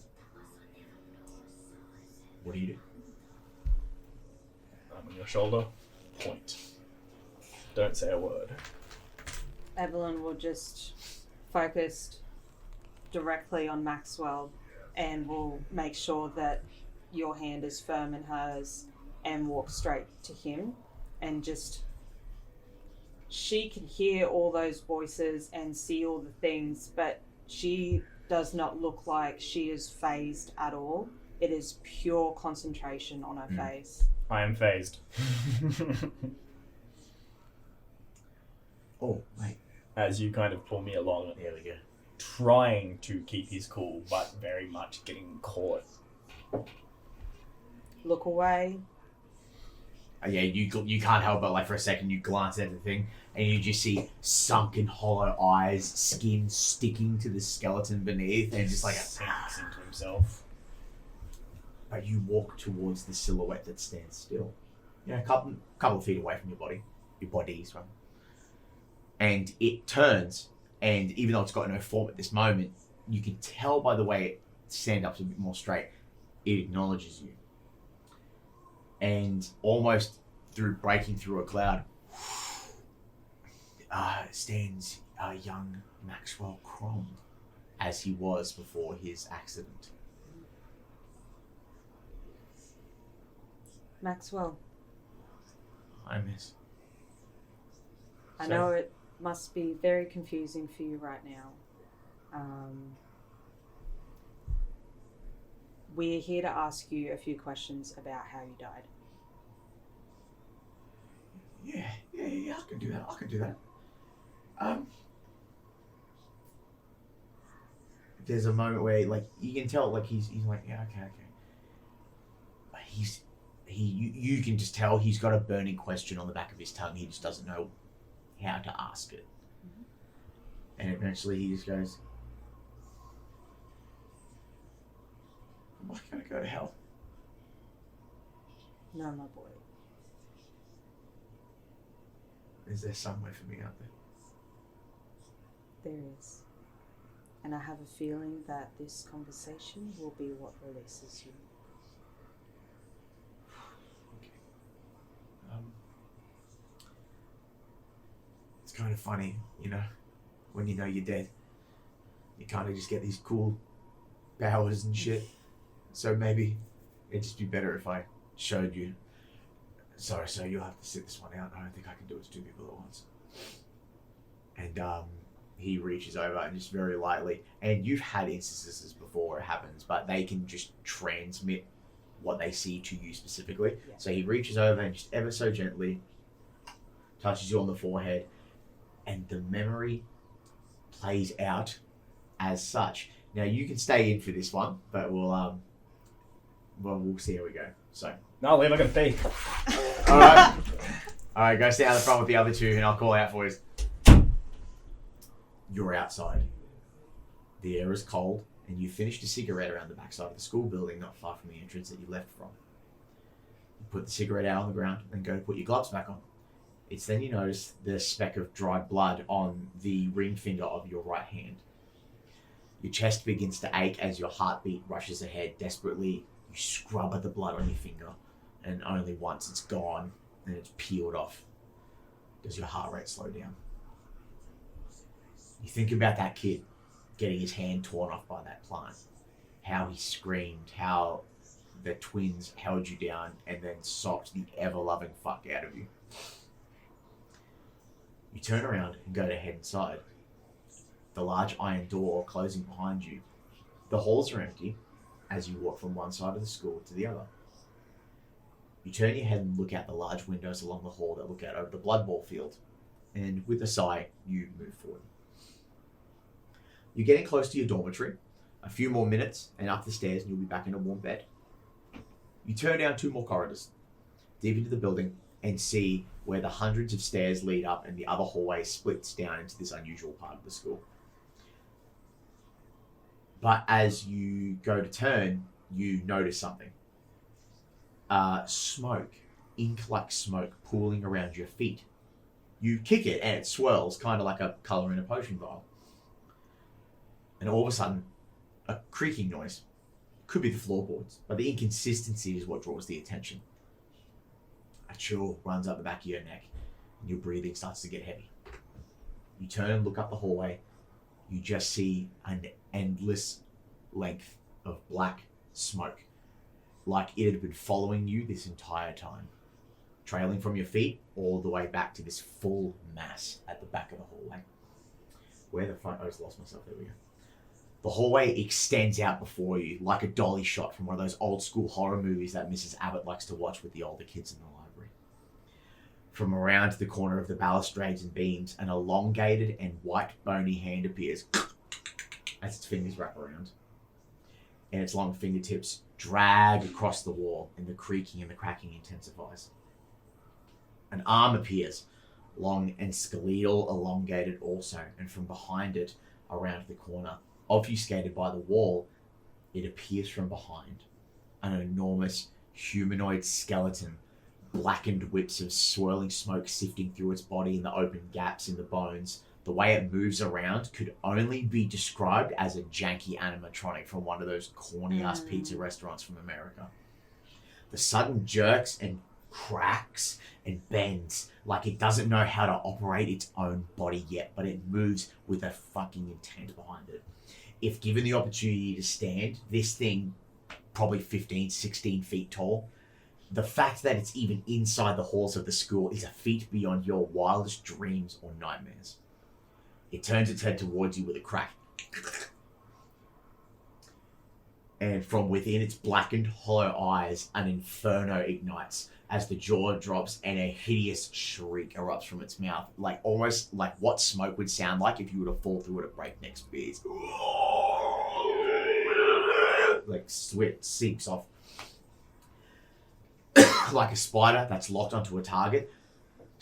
It begins to crawl towards you. That. And it's so big, you watch it, it's like it's crawling through the fucking hallway, like you're watching picture frames and shit get knocked off the fucking walls, and you suddenly just feel the urge to flee. You look to the steps and determine it'll get you in a heartbeat if you get up those stairs. No, and you turn, fly down the hallway. In that moment, you are running to whichever hall or turn just gets you the most ground between the two of you until eventually you slam, like you go to turn a corner, slam into the wall, keep sprinting. You know, in Maxwell's mind, he is an athlete. He's built for this. He can run and run and run. And he runs, and eventually he gets into the hallway leading into the old divination room. Doesn't even get a chance to stop. Bang! Slams through the door. Door flies open, runs through, and the classroom looks like it's been untouched for ages. The desks are still there. Dust covers every surface, but there is no time. You hear the shrieking, that and the skittling behind you, the banging of the walls on the roof. You dash forward, knocking some of the seats and desks away, and you get to the end of the room, and there is no door to an office. There is no extra space, no cupboards, not like Mr. Hickory's office. This is just an old, dusty mirror. You fumble around the edges of the mirror, praying that maybe you'll hit a button, something will activate, and you'll be fine. You'll get out of there. You mumble to yourself as you hear something coming up behind you. You go to turn and draw your wand, praying that you get an opportunity, but you aren't fast enough. And that's where you fade back into the spirit realm proper if you want to go get Seb for me again. Ooh, have fun, guys. Give me the fucking ball. Wrong lever, Kronk. I'm back in. Just you. I went out there and the other guys are like, why are you out here? Oh my god. I picked the wrong time to snap.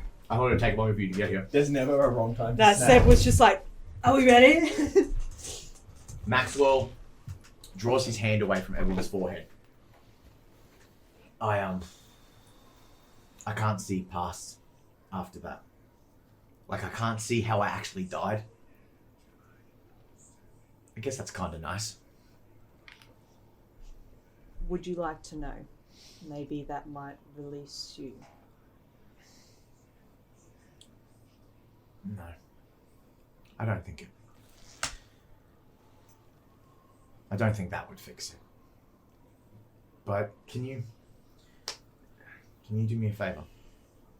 Of course. If you see Jeremy, tell him I'm sorry. I promise. Thanks, miss. You two are always the coolest, just to let you know. Yeah. Like, reads over, daps you up. Just does a little like pat on the head sort of thing and just good luck. He looks out and the facade of the stone wall fades away and becomes like an opening where so much of that blue spectral ghost light fades through, like highways stretching to different bends and walks. And he goes, hope they've got rugby up here. Of course they will. And he turns around and takes 2 steps, and by the 3rd step, turns into a spectral, like dust, like smoke, and he fades away. So Reggie's face has this like really just calm happiness at that, and very quickly realizes where he is again. And there's like, you could probably say there's a fear on Reggie. So, you guys find yourself again. Wrong time to snack. You find yourself Never now a wrong standing. time to snack. Can I have some of that water? I've got an M&M stuck in my throat.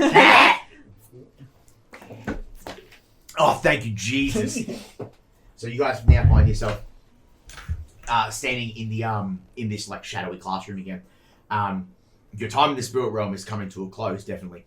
As you go to get yourselves repositioned to lay back down into your physical bodies, Evalyn, you kind of guide Reggie down first. It's his first time. You've done this hundreds of times in your tenure.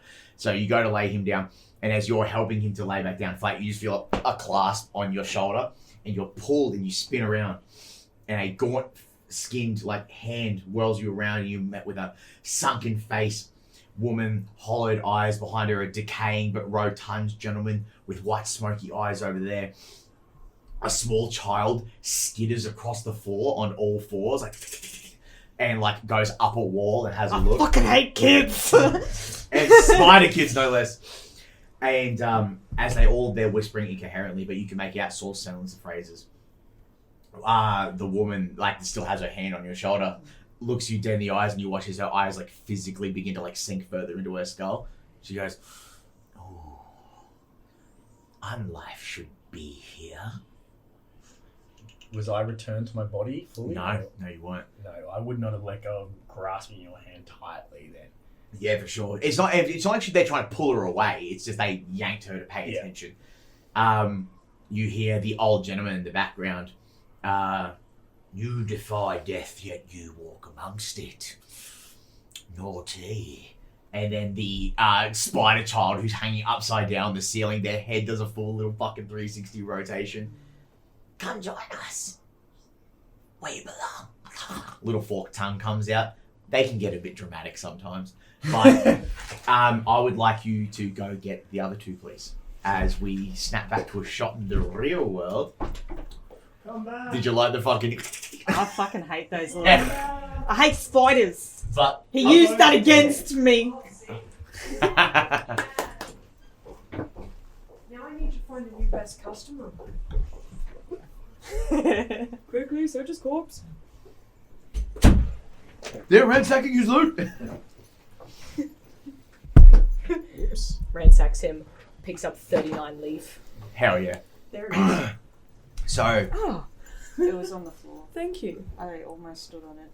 our 2 here, Ernest, and Amos, outside in the material world, you all see the candles around the room visually begin to flicker, and not in like the sympathetic way, in an aggressive, like, oh, something is happening kind of way. And it's not fucking good.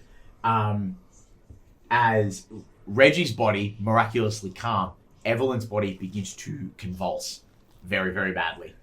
Very, very badly. What are you doing? Amos immediately bonk on both of them and just starts like trying to like wave it by their nose. Like she's panicking, like, is this what I'm meant to do? You guys in the spirit realm, the wisps around you, the whispers, join us, and like trying to grab for your face. It was like, yeah, and you're fucking yanked back, and you guys, for a moment in the real world, they come off the ground, and then you're fucking slapped on the ground, like, oh, and you wake up, instantly awake. Oh my god! Are you alright? That was scary! That was scary! You're back to being high again, Yeah, sorry. that was what I just did. Was it a good trip? That was fucking awful. Wait a minute.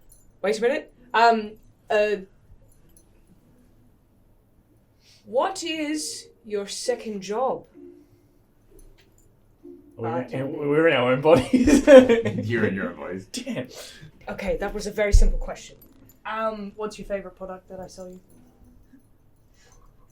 Well, there was that widow that one time. That was pretty fucking good. And then whatever that new shit, I gotta say, it fucking knocked me. So you're in wild I speak, don't so if it was me, I remember. wouldn't have understood I anything. don't remember that other one. White Widow super cheese. The one you grew in the It's a finger gun. Wendigo stuff. With 18 joints in it. the one you grew in the astropod shit was pretty fucking nuts. I could see in the dark. Like, yes, this is the right one. Amos also nodding like her question was thorough enough. That shit was fuck. You look cool in spirit. There's like you in you. Like there's two of you. It's basically like because you're in that form. No, well, I don't know what you guys. That's not what I saw. He's all like, me in me. Ernest in it. You know, like those nesting dolls. There's like an Ernest in an. You just hear Tony yell out from a window, a babushka doll! This is all happening in wild speak. He only has D4 brains in this form. He's not mathin'. Anyway. Same. Yeah, Ernest inside is like, fucking idiot. Are you both okay? Yeah. Yeah. Better now. It was very close. But anyway, Maxwell is put to rest now, so he's all good. And he showed me what chased after him. It was basically like a big, smoky skeleton, and not in the hot sense, in the fucking. Points up to Ernest. Like, He's flicking his mane about like, big smoky Me? skeleton. No flesh, humanoid. Pointing to Ernest again. Just skeleton. but Just I'm more bone. attractive. Yeah, bro. Okay, so when Would we know what sort of like creature that is?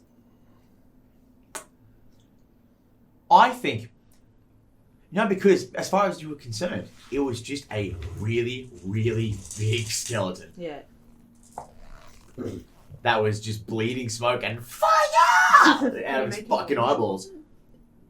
Yeah, would I be able to do like some sort of like illusion or something like that? Oh yeah, absolutely. Yeah. I don't see why not. Yeah, you Yeah. do like a little, and like your wand shoots lasers out and like Yeah. creates a fucking. So what you see, you two specifically, is a recreation of a sequence of a giant, smoking eyeball, flaming skeleton peering around a corner, and then at the drop of a dime, skittering down the hallway. But if it was to stand full size, like 15, 16 feet tall. So this thing shouldn't have been able to fit in the hall of the school. It shouldn't even have been able to get in through the fucking doors. But it just starts like running through, knocking paintings off the wall, hitting its fucking head. It's super janky.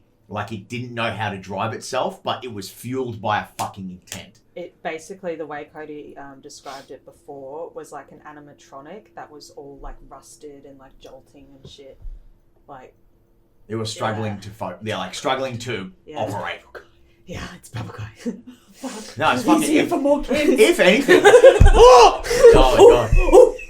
It's a Five Nights at Freddy game. Oh my god. We've done it. We've connected the dots. I've always wanted to do this. You look down the hall, you see a giant bear. No. But think you know what? Very reminiscent of Mangle and Enid. Yeah. Actually from Five Nights at Freddy's is a good example. I imagine Reggie was a drama kid. Does this look the kind of shit that they would like magically put up illusions for like school plays, or like it looked like I'm getting the vibe of this as an illusion put forward. I imagine in the drama classes they probably use shit like this in plays or something. That's a very real thing. It very well could have been, but unless you were actually there, you wouldn't be able to tell. But maybe. But would that be a vibe that I feel? I don't see why he would eliminate it. Yeah. So is it kind of like a spirit? I didn't see it. Maxwell. I guess Maxwell did this, and then they went, and then came back. He transported his memories into my... Basically, like replaying it in my brain. Yeah, so you've I got like can a see it. crystal clear recollection of it now. Yeah. So I can rewind forward. Yeah. It's creepy. Does the description of the creature itself, that is, or the illusion, trigger any sort of possible recollection as to exactly what the creature was?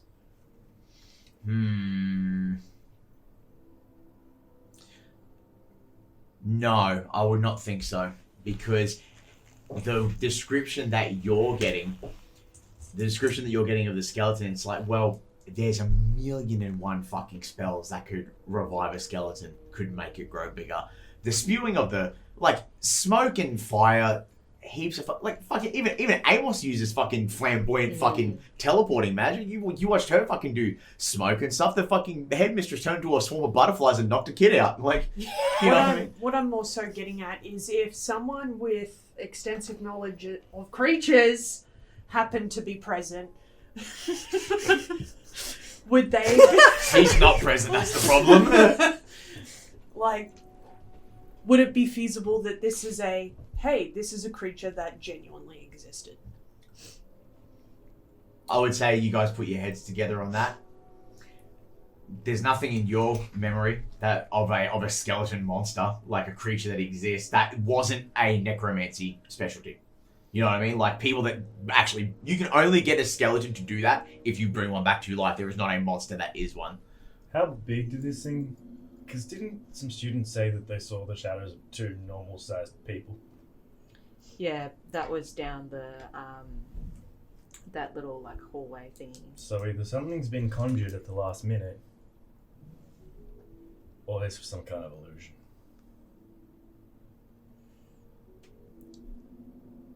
Great way to scare a shithead.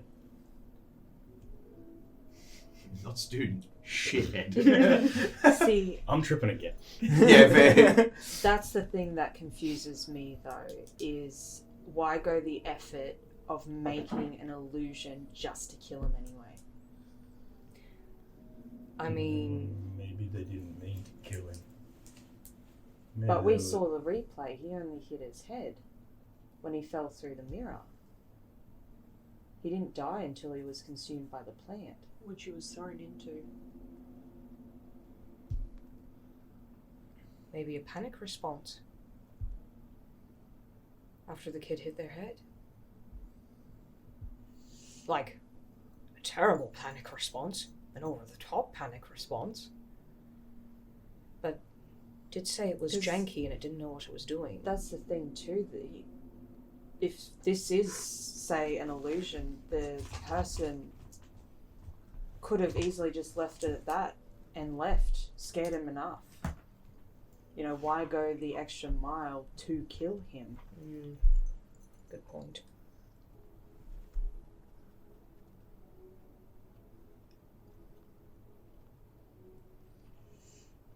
Well, why don't we focus on the janky driving part? Where it looked like it didn't know how to move. You look over and Reggie's eating more mushrooms. Oh my... If you OD, I'm not helping you. Can I confiscate them? You can make a fight roll and you can make a fight roll. You can certainly try. Let's fucking go, bitch. You as a cat, brother! Fight for you. Flight, if you guys are doing it magically, add the d4. If not, you're just rolling the die. I would be magically trying to fight you off. Then you can do the magic. Add the d4. If I see him draw his wand, I'm also going magic-wise. Okay, then do it. Explain how you come at me. Let's go from there and see what. Okay, so it'd be a case of trying to snatch them at first, but if you full retract and then go to draw your wand to try and stop me, it's a Nah, case I of wouldn't go magic. restraining. I'd just be trying to. Yeah, right. 5.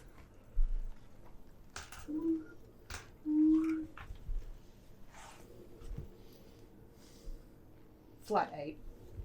You get him. Yeah. It's like half on my hand still.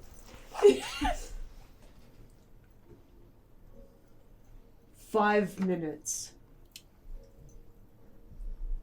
You don't know which pocket he's just put him in. In his bum A hole. hole. I was just about to say that. It's called the prison pocket. I tried to follow and then I just got caught with the sway. Oh my god, it's like a pendulum. Reggie's so cooked. It's the disrespectful. You've never seen like a more flamboyant of a hand from a Wendigo or a skinwalker, sorry. Insane. Sorry, it's just the way it moves. I'm just confused as to why both of these things that have killed students have both been very big. We got Big Snack, and then we got Big Skelly. Big dick. They both start with S. That's a big snack. Mark off an adversity token. You didn't hear what he said. I saw the gesture. Get in your fucking book right out and mark off an adversity token. How fucking dare you? No, you don't do that. But What do you mean? What do you mean? You said mark one off. That means add one. no, mark one off. That's just my word. I mean, Enlarging spells are like. It day starts with one. S. It's Suzanne Stevenson. Her name starts with S. I'm pulling at strings here, guys. Come on. well, Yeah, I was maybe, like, enlarging spells are like day 1. And like, Cooked pulls out one and just picks like one of the candles in the room and casts an enlarging spell at it. That'll be go. So that'll be that's not a damaging spell. That's you trying to do something. So go brains. Add d4. You're gonna want a difficulty of 5 will do it. 6. There you go. So candle becomes the size of like a tree trunk. The infrastructure is made of wood. It's fine. Just gets a coffee cup out of nowhere and just sits down and fires start and go everywhere. Everything's fine. maybe we're focusing on the wrong part of it. Let's think about everything back from the beginning. And let's think about what happened before those events. Kid gets arm severely dislocated. Bully dies from being squeezed to death by a snake. Some kind of disfiguration of the body. Mm-hmm. Second kid gets hand basically bitten off by a plant. Kid, even though chased by an illusion, gets eaten by a plant. So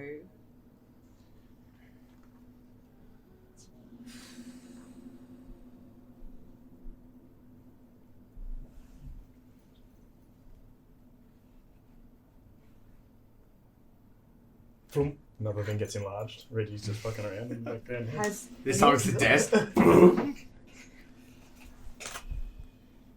Terrence, you say this? I got Hawk with Raleigh. great. Anyway, You get a connect message because you speak it out loud. Then you go send it down the wave, and you get a whistle. She is walking about, but I'm looking at her directly in the ear canal. I'm thinking that if I look hard enough, I can read her mind. Widen your view, bro. Tricky, sir. My eyes are firmly affixed to the sides of my head. Look around. I am not an owl. Over and out. Makes the radio noise. Yeah, I just say that out loud. Like, the rest of it was in my head, but at the end I'm just going. Rightio. All right. I would like to ask Dottie. Oh, Nurse Dot, yeah. Yes. Because I remember that this is digital world. Oh, by this point in time, it's about 9:30 at night, by the way. Was it Jeremy that got his hand? It was Jeremy, Yep. Evelyn's just gonna text Nurse Dottie and not even apologise about. It'd actually be around 12 a.m. because I said the start time. Oh, was you did? about Sorry. 10. Yeah, we'll cut that. So about midnight. Not even apologising for the fact that the bigging might wake her up and just basically be like, at this time frame, because we got the rough time from the two sitting out on the bleachers. The bleachers, yep. When they saw the two figures Yeah, walk down the yeah. hallway. Which I can't remember what I said, I but can't we know. either, but We know what we the know time what was.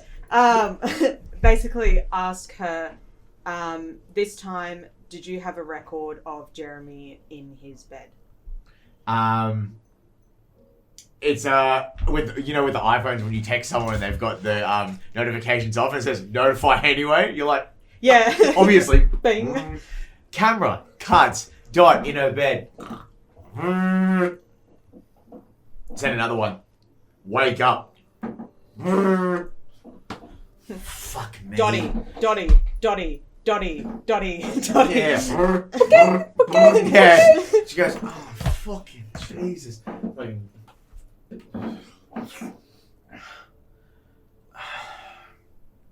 Text back. No, he was in there the whole time. He's been a bit depressed. Okay, thank you. Good night. Good night and fuck off. Fuck you too. Red heart. Complicated women. I have a feeling that Evalyn would also know that Dottie would know that this is something that's happened previously, only with Evalyn, because Evelyn's usually awake anyway at this time. Yeah. And it's just like, checking in on the kid, like maybe if Thomas got his ankle sprained or something like that, or like one of her other top students, Dottie would be Yeah, like, for sure. She "Fuck plays off." favourites. It's like, why? Yes, I do. It's like, why are you messaging me at this time instead of talking to me during the day? But, I've got a question for you. yeah, What's the sleeve situation on Evelyn's outfit? Are they long sleeves or short sleeves? long. Like that? Yeah. Like literally like that. So you got a little bit and then... Yeah, she rolls them up a little bit, sometimes folds up to the I elbows. think in the middle of you like going through texting and going through the motions, you look to the hand in which you got grabbed and it is just a fucking black bruise around your wrist. Does it look like a normal handprint or? No, a little bit more on the goofy side. Bit fucking unreal. Should you get checked out or? Nah, I'll be fine. Anyway, Jeremy was still in his bed with the time with Maxwell, so it wasn't Jeremy. Could be one of the people that Jeremy's associated with, or it could be a third party as well, like that's just sick of seeing this play out. I still don't think it was the kid. I just don't think they have it in them. Not like this.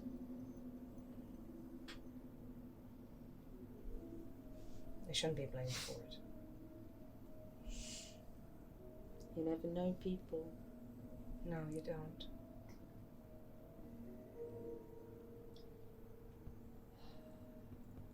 I think we should just keep an eye at the moment. Hearing from that conversation you had before about Rayleigh, I'm guessing she did something today. There was. So, and you said you had Hawk watching her? He's watching her real close. Great. Because I have a feeling she might be next. That's why I sent him. Is it? Oh my god. Get it! The fucking sass on the woman. She just knows. I don't think he knew that was gonna happen. I don't believe you. He's so proud of himself that someone has realised why he did the thing. I think we should give him a bit more credit. He's a creative. I just let him pop up between you guys. He's a creative. I can hear you. I'm gonna snot him one in a fucking second. I can still hear you. What bad? You just get fucking sent, brother. I reckon he takes the punch and doesn't even react. Oh yeah, you're so like it's. Let's be completely clear. When he wakes up sober, it is going to fucking be excruciating. But you hit him with the fucking just the might of 10 men. You're like, nah, Roll fuck fight. this. Go on. cunt. See how that But what about a brawn? Because I'm only a D6 for brawn. Like she's not a hard hitter. Sure, Yeah, sure. let's see I'll how- allow it. Go on. A 2. It's decent enough. Doesn't knock any teeth out, but It's kind of it'd be more like a she's nonchalantly like I'm gonna hit it, and then like kind of like a bit of like a backhand, yeah. yeah. But ow. Yeah. Fair. Right, we need to focus. Yes. And stop beating up Reggie. We need to stop picking on Reggie. I'd say Reggie turns around, pulls his one out again, and goes to like enlarge something else. Just Enough. he's got one. Go on. Oh, bonk. Yeah. His forehead. It's already growing. It just goes up. Real estate between eyebrow and hairline increases tenfold. Turns into a 5-head. We've lost Monica. Imagine it going out this Yeah. He's got a hat all the time. Put a hat. You see him from the back and he looks completely normal and he Turns. turns and like he gets caught in the curtains and the curtains are following. They get ripped off the rod. Monica's fucking gone. Wow. He's drawn in 2D. Okay, then turn around. Give me this shit. I felt a tear just drop my I can see it. Monica, I don't think we've ever got Monica this rough on camera before. That's funny. Oh shit. Oh wow. Anyway, I'm continuing the game like this with tears streaming down my face. So moved by these murders. These fucking kids. Who's protecting the children? Not Not me. us. I'm out drinking on the job. What time are we at with this recording, by the way? Oh, length 2 hours. Yeah, go. I'm keeping track too.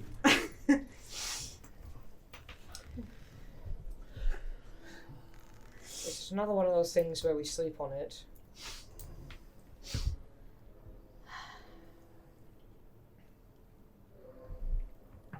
I think this is probably the first time that you guys would see Evalyn like physically distraught, because them as a personality, they need to figure shit out. That's why they're in potions. They like putting things together to make a conclusion.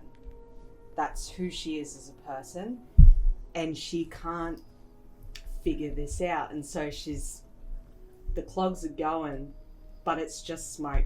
There's no sparks. There's a gentle hand of support on your shoulder. Because this is exactly why Ernest got drunk last night. And it's actually funny too, because she hasn't had a drink. She's made Ernest the drinks, but she hasn't had one for about 2 to 3 days. And that's a sign that something's wrong. There's no She's pulse. dying. Her pulse is so slow. Yeah. Like a.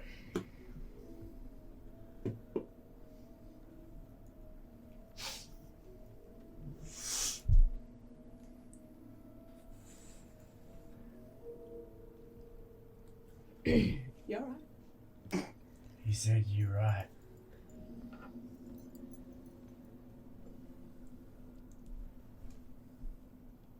Fucking liar. He doesn't believe you. Like a poorly translated movie from another country. Where is she? Yeah. I think you guys have watched Shogun recently, but Yeah. it's the translation from that. Just completely changing what's actually said. Localization, doesn't it? When I figure this out, I will be fine. Well, that... You might have to accept that might not be tonight.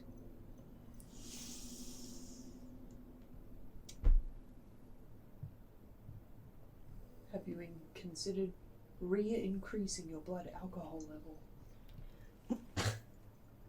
Try one of these. And he's like looking for the mushrooms. Totally forgot that you took them away. He's just, that's gone. Stop hitting the fucking microphone. Oh no! I lost my mushrooms. Yes, you absolutely lost them. They're gone. Gone forever. Looking around on the ground. Maybe Completely distracted again. spirits. It's like that, what is it, Ozzy Fuck Osbourne those video? things. Yeah. Who stole my beers? Yeah. You drank them, Ozzy. Someone has been in my room. Has taken my beers. I love that video so much. Who's the beer thief? You're the beer thief! Oh! Can't Can't compute. I'm the fucking Prince of Darkness and you got fucking bubbles. That's not fucking metal. Reggie's now looking around the floor under the things he's made big.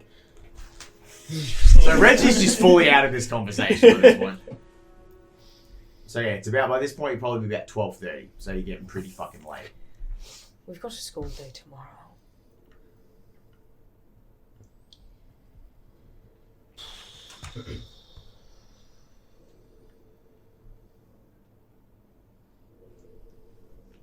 I know that we're trying to help bring some form of ending to these kids, but we still have other kids that are here that we need to look after. Yeah.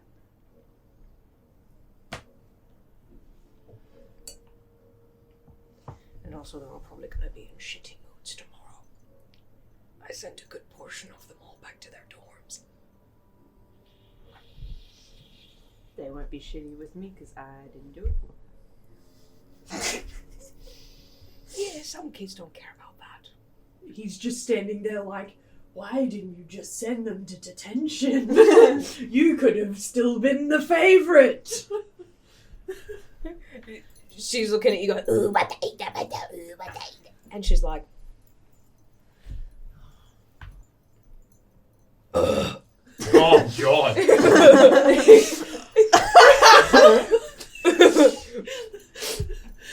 I'm sorry. I thought you liked my family. I don't. Reggie, what am I doing wrong? I can't believe you just said that. Oh my god. Looks up to you and just smiles. Like, He's all like, This is why Amos dyes her hair. I don't need to. It's all natural from these motherfuckers. Our natural is better.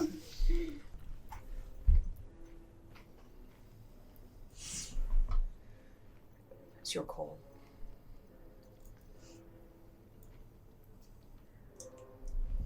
Well, I can't leave students in a classroom unattended, but I need to clean this up tonight. Otherwise, if a student walks in here, you know, goodbye to the realm. Just let me. You've been through it tonight. I'm happy to just clean this up. I think you more than anybody else needs rest. Also considering your sleeping habits. Don't worry about it. I'll take care of it. Try and get some rest, okay? Nah, dog. Before she leaves, because she will entrust Amos to do that, and she'll probably be the first to leave the room, but she will grab her grimoire and then head out. Ah, yes, the leather-bound book that is definitely not 3,000-year-old human flesh. Yes. Definitely. That's not a face on the front cover. Forget about it. That's not a mole with a hair sticking out of it. There's definitely been a time where you've had it out in front of Tony. He just goes, "Hey, yo, you know what? I'm not even gonna fucking. I don't want to. Look at it! No, Look at it! I'm Catholic. Look at it! Please. Akira, please! No! His eyes are fucking bleeding. Oh god, yeah. So Evalyn leaves first. You know what? We'll go person by person as we kind of. What would would you beeline straight for your room and just fucking hit the bed, or have a shower? What's the game plan? Yeah, they'd probably just go straight to the common room, and then go to the bathrooms and stuff like that. And probably when they all get back and everything like that, if they come back to the teachers' lounge and everything like that, they'd probably still hear the shower running. Should be in there for about 2-3 hours.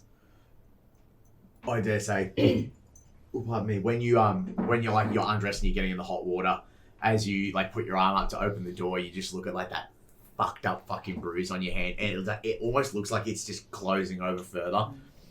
She will dress that when she gets out, and just basically not really dress it because it's not a wound. It's not a wound, But it's kind of like a she reminder. would put a bandage over it, sort of thing. I guess she could use magic to kind of hide it as well, but she'll do that in the morning, just Fair a enough. way to stop herself from staring at it, I guess. It's not the first instance where you've gone back and one of them has put their hands on you, and it's just their little, "Hey, we're watching you. Stop fucking around because we'll get you one day," kind of vibe. Which is, always something that I think would be at the back of Evelyn's mind every time she has to, do a bit of a hop, skip, and a jump to the basement level. But what about the rest of our team?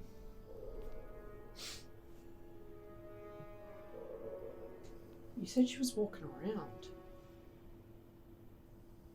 It's just kind of clicking now that you said this student is out of bed beyond midnight. A lot of them do that. Where? Because it seems to be a bit of a consistent theme that they're getting murked at night.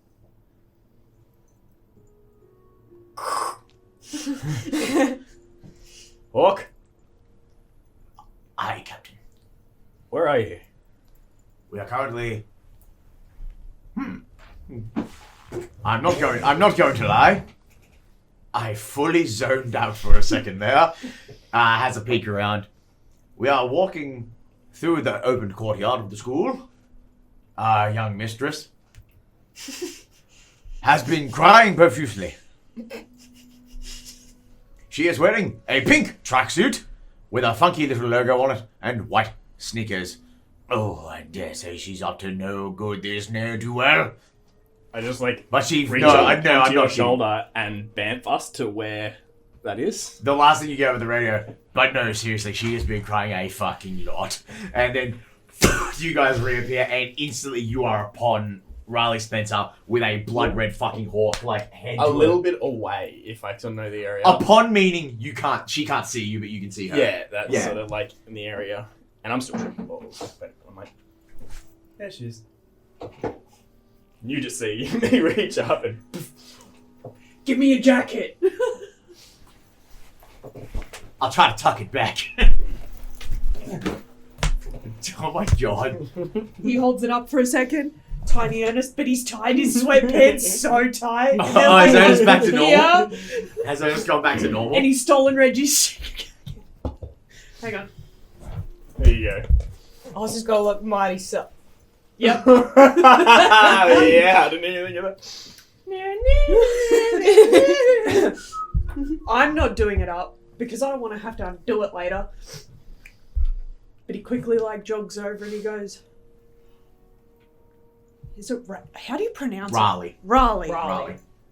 Riley. Rayleigh's fine. Raleigh's fine. It's a southern name. Raleigh. Raleigh, what are you doing out here? Very taken. Oh, fucking hell. Sorry, not at you. You alright? Dear fucking God, man. Looks at the bird. No warning. Thanks. The bird in its own speak. He is here. Yeah, you hear in your brain, my God, there's something upon you! You're good. It's just us. Fucking hell. And she goes, can't sleep. Can't sleep. So just having a bit of a wander. How about we go to the mess hall? We'll sort you out a nice cup of tea. And you can tell me what's really going on. And let me take care of this chicken for you. Trying to grab the bird. Yeah, but because you're Ernest now, right? Yeah, he's tiny you now. You hearing your sir like, sir, the little man is engaged. Permission to fire. Fucking hell.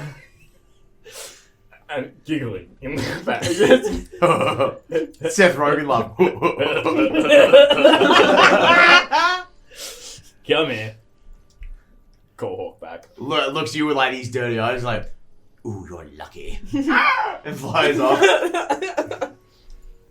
And Ryan's just like, oh, thank God, the fucking weight of that bird. I'm gonna have snack shit in his food. Wait, realizes he's not speaking it while speaking No. anymore because he's been doing it all day. Snack is his food. He's gonna shit in it. Am I able to cast like a spell that's like a whisper spell that just Ernest would hear? Oh, absolutely, sure. Don't have to roll for that. Then I'll just say have you got her? Yeah, Like, you good? I'm just gonna escort her back inside. For now. Let me know if you need Hawk or maybe leave Snack with her. Keep a set of eyes. Hence she's out in the middle of the night with everything that's been going on. I'm gonna go get fucked up. Not without your fuel, you're not. You used all the stuff I gave you already, and I've got the rest.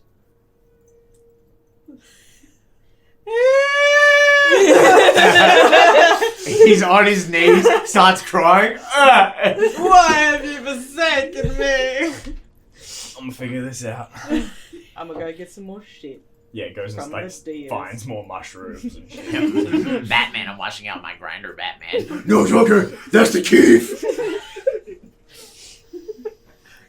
There's no law against Pokemon, Batman! There's a law against Pokemon, Batman. I can do whatever I want to that thing. Got a little pawnee, Batman. God, a little tiny bit. No, Joker, you can. I'm getting distracted. I think this came up in the last episode. Yeah, The it same did. thing. Okay, you know what? It's gonna be in every fucking episode. I think it is. Genuinely. The sound straps getting its final fucking shot in. Flicks my scarf and off I go to find something to get high on. Alrighty, so Bilo Russell Brands decides to go find some drugs somewhere. Fucking Philo Russell Brand. That's a layered joke that only a certain generation of kids are gonna understand in Australia.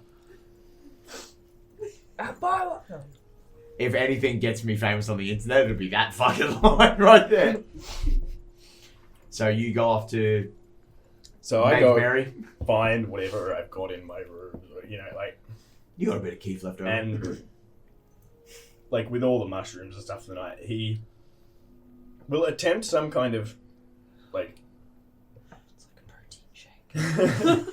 attempt some kind of like transfiguration spell to turn himself into some kind of animal to go wandering. I'd say that'd be fucking simple for you as a teacher. But no, I'm not going to make you roll for it because you're coming out of being high, so you'd be a bit more about your wits, which is why you're trying to go get high. So I would say, yeah, you just go, what animal do you want to be? Fox. Roll charm with D4 for magic.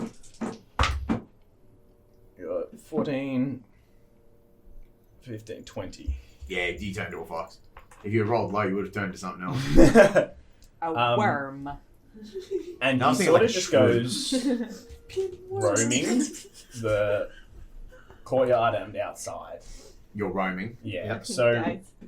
to put your bit in his head, anyone out there that has ever been heavily addicted to things knows that being suddenly pulled out of that can mess with people a bit, and a lot of people that are in those states are usually trying to escape some issues. Mm-hmm.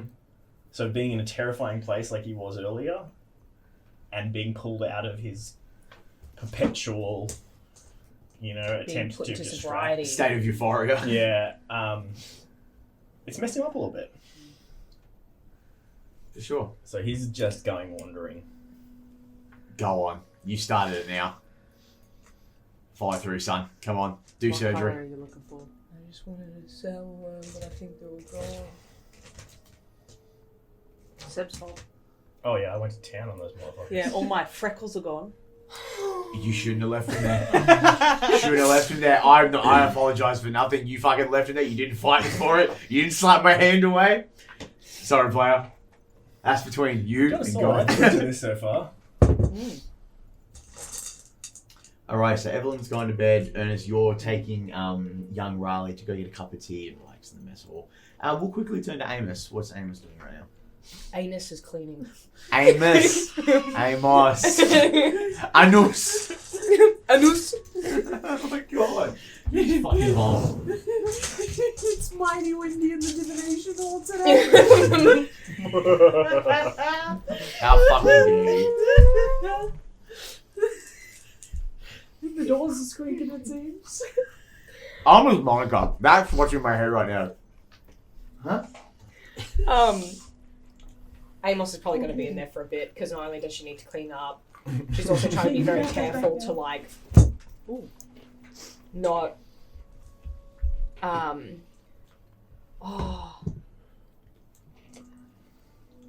with everything still sort of set up. Mhm.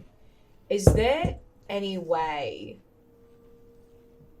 for Amos to try and extract and replay the experience because she didn't get to see any of it? And she feels like there's something that Evalyn's not sharing, especially with that hand mark on her. And Amos it's kind of out of worry. She's worried that something's happened to Evalyn and she's not sharing it. What die do you roll for brains? I roll a 10. Okay, so you've got at least and do you add anything to that, by skill or by? I do have a +1 to it. I'm gonna say, roll brains. It'll be magic. You're gonna try and. I think Amos not having any skill set in astral projection as a ritual like hers, like Evelyn's, you'd be like, well, what can I do to try and just peek in through the window a little bit? It's not the fact that Amos isn't knowledgeable on it. Amos actually knows quite a bit about astral projection. Maybe knowledgeable itself. wasn't the word I should have used. Yeah, it's that she's got an affliction that really cucks her with the actual act of astral projection itself. So she's basically trying to almost ride the backwash of a wave that someone else has created. Yeah. Wow. What a sentence. what a So what that basically fucking dip is. into the residual magic that's there. That's a and much do, nicer a way of putting replay. it. Yeah, that's nicer. Let's go with that. Sure. So you're gonna roll. You know what I'm gonna say actually, because you've got that full runic circle already set up. Roll 2d4. 2d4. We're gonna double down on the magic die Okay. because All you've right. been given a fucking cheat sheet that's right there on the floor. Ooh. Ooh. That's an 18. 18. What'd you roll on the d10? 7. Dang. Yeah. You walk into the circle. So you walk into the circle and you can feel the hum of the magic.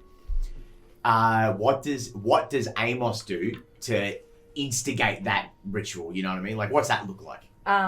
She will relight all the candles. Yeah, like a circle, Yeah. including the really big one. In her cleaning process, she's returned stuff back to normal size. Absolutely. That's why she was there for so long.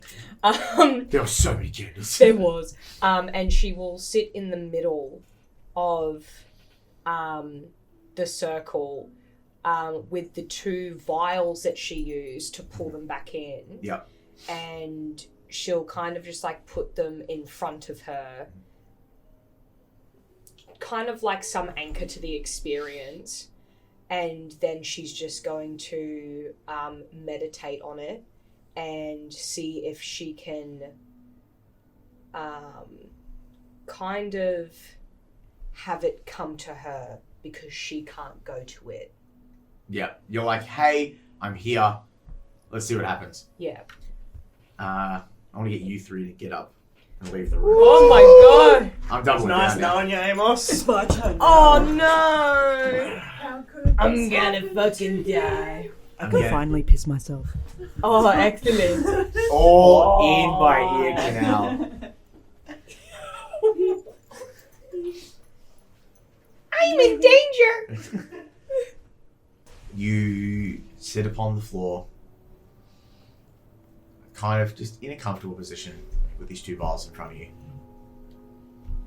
And you open your mind and you're like, come on, just give me something. Let me have a peek. I'm worried about my friend. I need this. And you feel in a fully enclosed room,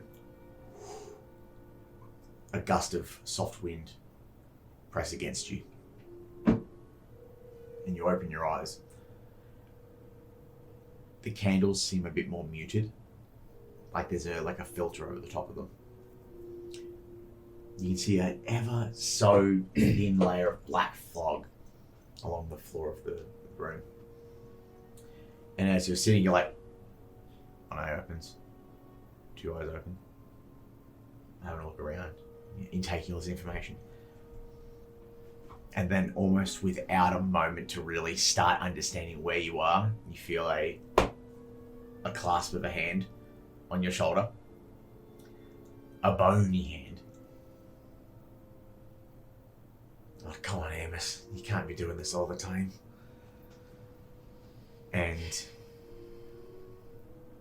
even though there's some sort of skeletal facade, would you like to quickly describe what your brother looked like in life? Because it was a family she was adopted into, they don't look very similar. No.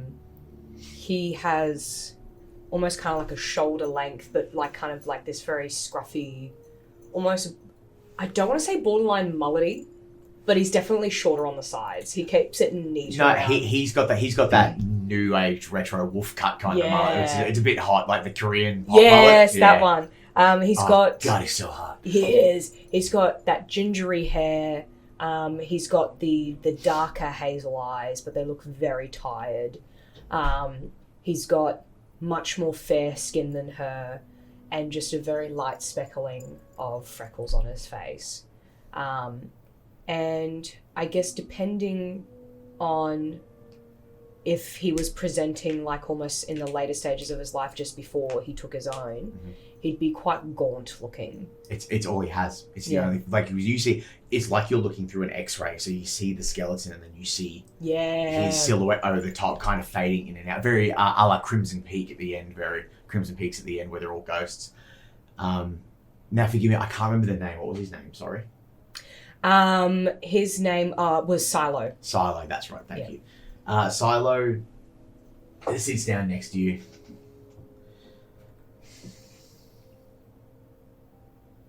What are you doing? Why are you doing this?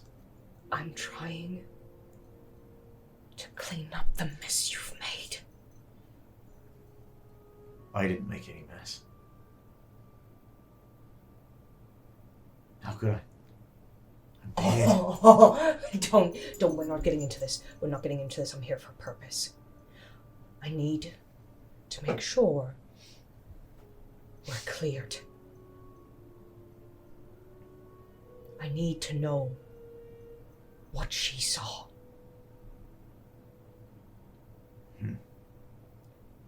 Silo, you know I have a vacancy. You know that I can't astral project because of our particular predicament. I don't have a soul to put forward into the projection. Can you just help me out, please? You live here rent-free, you might as well make yourself useful.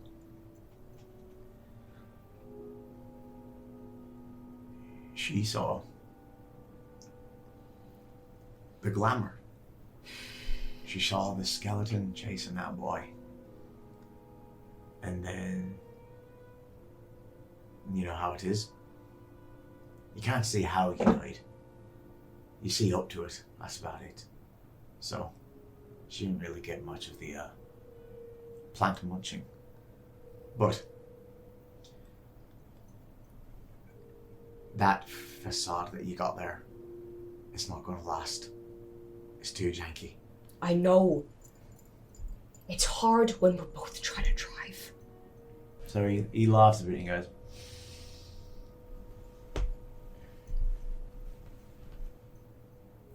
see, it's funny. You've got a prime example of how easy it is for two souls to work together. Little Ernie, that handsome little man.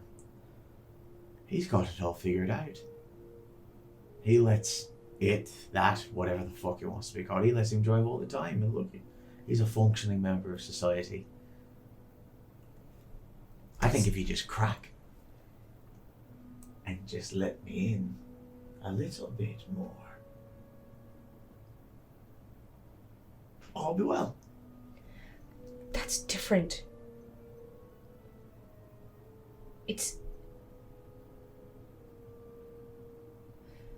I can't read their mind, but I'm sure that they agree on a lot more than what we do.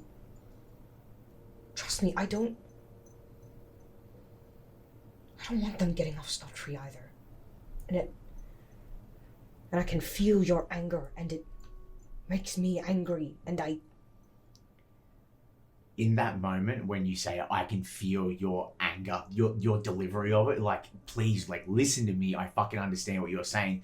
But in that bit of an argument, you know, like, we've all had one. You instantly feel your airway, and he, like, picks you in this realm. He's the boss. Yes, you know? yeah. And he picks you up, and he starts to get a bit longer, a la the visage that chased the boy. And he goes, what do you know about anger? It should be like Carter. Silo, let me go, Silo, please. I can't breathe, Silo. And she'll kind of just like slump, and she's like, you know, coughing and spluttering and like trying to like catch her breath. All right, I get it. She's under careful watch though. Grab, like, would you have landed like on your feet or like kind of slumped over? Nah, she'd definitely be like on all of her very fours. dramatic. Yeah. Oh, Yeah. He grabs the top of your head and like leans you up and looks in. He goes, fucking get it done, or I'll make it really fucking hard for you to keep this up. I don't think I won't hesitate to go for them first. Yes, it'll be done. I'll get it done. Now fuck off. Let's go. And there's a moment where you and you come back, but you're still sitting. Yeah. You're, as you were, like. Yeah, she definitely would be like gaslighting herself into like thinking like that shit got her. I'm dying. I'm dying. But you're left to ponder on that. And you want to quickly grab the other three. Absolutely. Because we are now. Amos, you come back to with that bit of information you've got. Yeah. And everyone retreats back. We'll end with you before we finish. You've taken Raleigh to the mess hall. Cup of tea. There's literally a tea station set up there. It's a British school. Of course, there's a fucking tea station there. Made a cup of tea. Unless there's anything directly you guys would have wanted to talk about or anything of the like, I put it to you. This is your scene. It's purely just a case of Ernest has brought them. I don't know. I keep getting the gender mixed up on this particular student. Riley is a girl. Cool. She, her pronouns. Beautiful. Brought her in. It's just genuinely here's a cup of tea, here's some bickies. Now tell me what's going on, because clearly you're very... Give me the insight, like... There's absolutely a tea. Playing the good cop to the Amos bad cop earlier It's in the probably day. needed. There's absolutely a Bicky tin that you open it like a Danish cookie one. It's sewing products. No, it's empty. And then you think really hard about what you want, and then in the little cup, and whatever biscuit you want just appears. I want one of those. She sits down with you with a couple of Monte Carlos. Best Disgusting. fucking biscuit. It's purely got nice bickies in front of fucking Ernest. None of this Monte Carlo bullshit. I'll fucking swing on you, I swear to God. Let's Anyway. go. What biscuits does Ernest have then? Nice bickies. They're called nice. Oh. He got me with that one too. He goes, I like nice bickies. I was like, well, all bickies are nice bickies. These ones are literally called NICE. Nice. Yeah, he got me. How are they? Fucking good. Nice. You find out the ears are so fucking puffy, she's still stretching out the shoulder from the fucking bird sitting on for that long. And With she like goes, claw mark. You know. yeah, like the tracksuit, just like, seals them back up. Shane and Max have been gone for like 2 days. No one's heard from them. No texts, no phone calls. No one's seen them. I ask a faculty member. They don't know. I ask other students. They don't know. I kick off a row with Chelsea Berrycloth, asking her if she knows anything because she's super savvy with magic and everyone loves her. Maybe it'd be easier. And then Miss Embers got involved. Yeah. And that's all that's getting to you.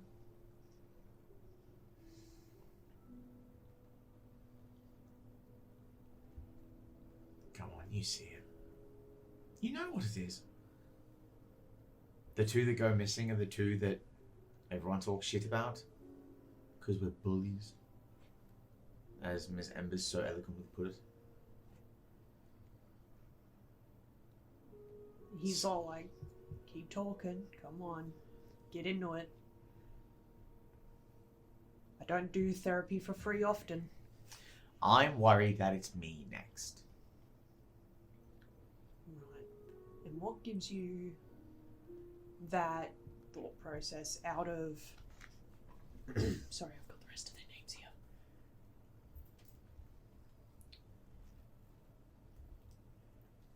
Between you, Roderick, and Harley. Or Haley. I could have wrote it wrong. I'm dyslexic as shit. I think it is Harley. Yeah. I think you are correct. Harley's what I've got. Yeah, Harley, Beautiful. Roderick, Raleigh. Yeah. All I got down is Shane dead, bitch. Yeah, I got a little skull and crossbones next to the name. But between the three of you, because that was your entire friend group, correct? She nods. Is there anyone that may have been very much more inclined to target you guys? I'm under the impression that you guys think that... I have that list here somewhere too, I just keep losing it. Chelsea. Weep. It's not on that page, shit. Where did I go? Where did I put it?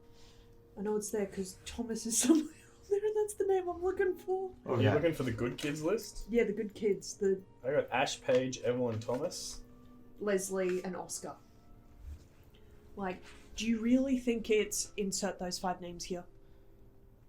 No. They don't have... Not to sound gauche, but they don't exactly have the skill sets to make students disappear, which is why I accused Chelsea. And you think Chelsea, one of the students who I personally have never sent to detention, I don't believe there's a speck on her record, would ever do something so heinous? It's the ones without the record you should be careful of. He kind of gives a, but you struck first kind of look. And Okay. she looks at you and goes... Because at that instance, you're also like, fuck, she's kind of right. You're like, The ones that get caught were dumb enough to get caught, but the ones that don't get caught and have no record are the ones you got to look for. Is it true that because you were quite close with Max, good old Max, is it true that he intended to ask Chelsea to the dance later in the year? I didn't know that.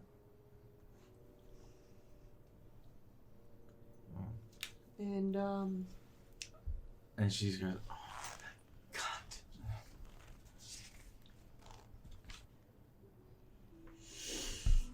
And wasn't Chelsea and Shane dating? I can't remember that bit. I actually don't have that written down anyway. Honestly, it's the only connection I have between all of them is that Chelsea's been involved now with all three. I think No. we made that up because... Are you sure? I know I made up technically the Chelsea. There but was genuinely. There was a connection to one, and then someone else had a crush, and we just like, make it Chelsea! Yes, that's right, actually, yeah. It is a collaborative storytelling process. Yeah, this is why, like, Ernest is like, you know what sus I'm on get, it. you know what I'm Pentagon in there. what I'm gonna say is you don't know the validity of the information, but you're just feeding it in hope of eliciting a response, and you can tell she's just getting a little bit mad. She's like, oh, motherfuckers, fuck. I don't. Just stay dating women. Fucking men. Firstly, slay Quentin. Secondly, I heard it in my ear. I was like, "Yeah, can't hide from me. He's got his echolocation on! but look, is there any genuine foundation as to why you think Chelsea, and not literally any of the other students who have a clean slate? Are you sure? Are you?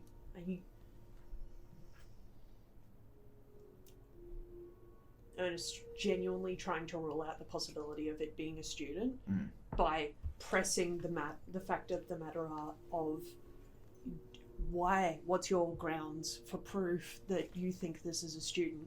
Same thing that was done with Max. Because it couldn't be a teacher. Could it? Like, who the fuck, and like, it goes, fuck, who the fuck else is here? Quite frankly, Look, I think that bird is a fucking psychopath. That bird is crazy. You give that bird a wand, he absolutely would blow any fucking student in this building You away. just hear this... I've done it! can you blame that bird for who it's tethered to? Good point. That poor bird. But look, Yeah. all I'm saying is,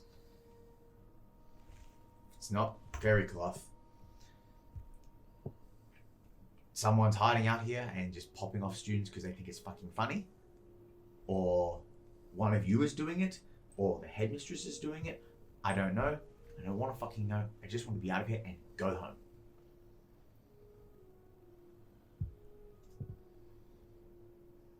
This has been wonderful, but I think I'm going to go to bed.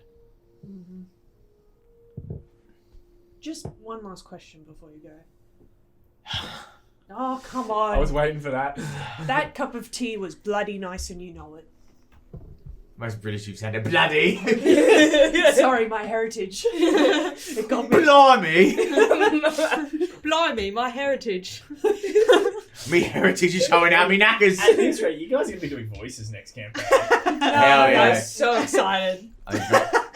Come on. No, fucking You can do it. Oh, we'll get there. I'll We train you. will. I'll teach you.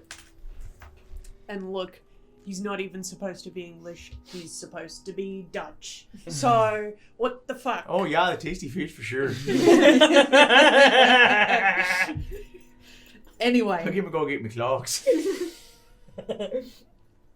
you haven't been called out of classes by any other teachers by chance?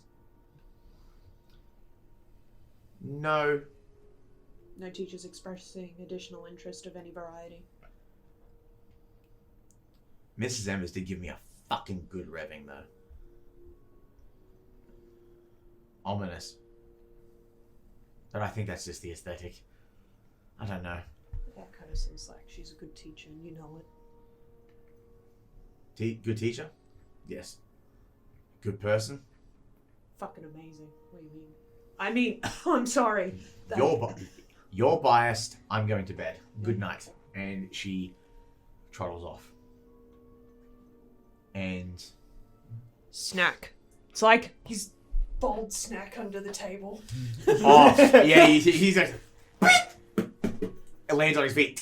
Did anyone ever watch Beast Wars, the old Transformers cartoon? Oh yeah, he's absolutely spinning his little magical wheels pop up, and he just turns into Rat Trap, and he's like, and his tail goes up like an RC car. Fucking hell.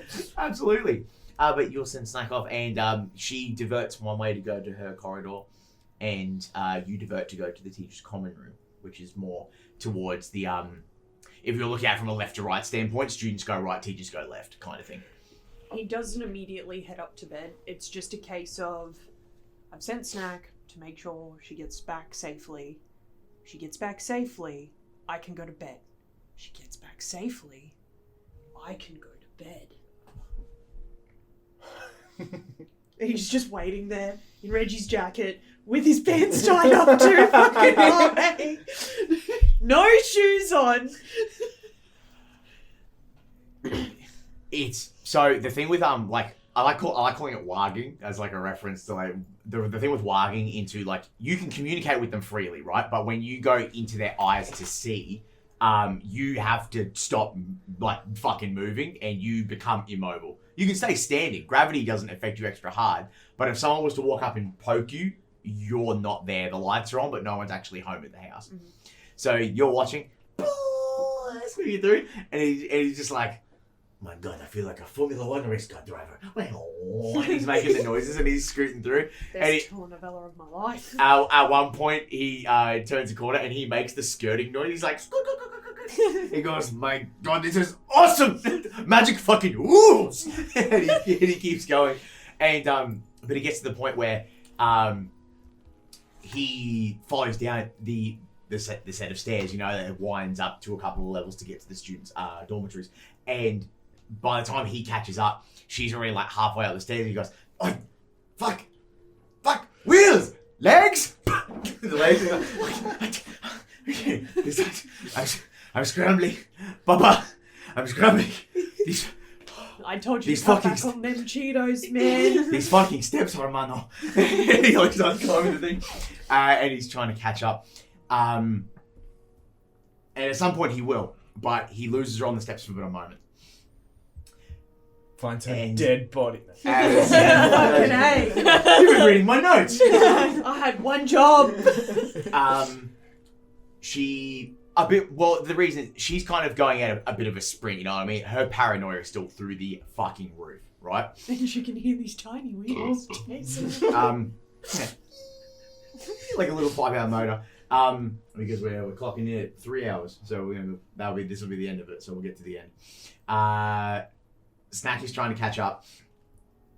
Chelsea is walking to her room, and as she's walking, you know, her eyes are still fucking red and puffy. You know, tracksuit, got that light bit of condensation from being outside on it, all that sort of stuff. She's walking down the hall, and obviously all the torches in the hallways are kept like they're off during the night, so like no one has any light sensitivity and they wake up and all that sort of stuff. She's very like what obviously you guys can't see this, but she's super jumpy. Like the ticking of the grandfather clock in the hallway makes her jittery. She flinches at one point and she thinks it's a shadow, but it was just her brushing a fern, like a potted plant that's like swaying in the hallway. And she's like fucking slaps it and fucking stupid. And continues to walking, and then she thinks about the conversation with you being like the plantician. She goes, that's it, and continues to walk. She's walking down, and she sees her door coming up, and you know, she's moving. She goes, thank God. Quickly pulls out her phone to check some stuff, a couple of messages from like her little entourage, whatever, and there's a creaking down the hall. And against her better judgment to turn around, she's just like, nope, keep walking. Another creak. Starts to speed up a little bit to try and get to the door. And it stops being a creaking and starts being a, like if nails were touching a floor. She rushes for the door, puts her hand on it, and as she, looks down at the door handle, glances down, and at her feet, black smoke wisping through between her legs. At that point, she's like, against her fucking flight, her drive to fucking survive, she turns around and looks as this black shadow comes rushing down the hallway. Instantly, legs give out. She's just too afraid. She's thought herself into a black fucking hole. She cannot figure out what's about to happen. And as she's falling over onto her ass and she's doing that scuttle backwards, when people are freaking the fuck out. Every horror movie has at least one sequence where it happens. She's scuttling backwards. Snack comes cresting over the stairs. He goes, "Hey, yo, Armando, something bad's going on here," and he begins to sprint. He comes out of the steps. The smoke's coming this way. She's crawling this way, and you hear, all she hears is in your head. You goes, "I'm coming, sweetheart. I got it." Instantly, in a moment, as you see it through his eyes, because you're still walking through, your connection gets cut. Yeah. Snack's gone. Well, your connection to Snack is gone. Not Chelsea. Fucking, which one? Riley. God, they got Lee's at the end. Riley is crawling backwards. She starts screaming. She starts What is screaming. this thing doing? I know, it's fucked. I can't do the words. It's those monster fuckers, man. We summon. She starts screaming. But when you've got no oxygen in your lungs, nothing's happening, so it's just squeaks. And as the smoke is literally on top, like a landslide coming down on top of just one unsuspecting fucking mountain climber. Two long white bony hands go to reach out to grab her, and from the other end of the hallway behind her, a white blinding light reaches forward. And it's like when you watch projectiles go through smoke, how it eviscerates a hole and then it whirls in behind it. And that's what happens as this thing begins to shriek. The camera pans down the hallway. Is Chelsea in a tracksuit launching fucking bolts of light down the hallway, hitting this fucking smoke. It is screeching and is recessing back down the end of the hallway. As Riley's eyes are filled with tears, as the person who at one point she had tried to fucking lightning bolt in the school grounds has heard a kerfuffle and come to save her life as the shadows recess away, and in a final,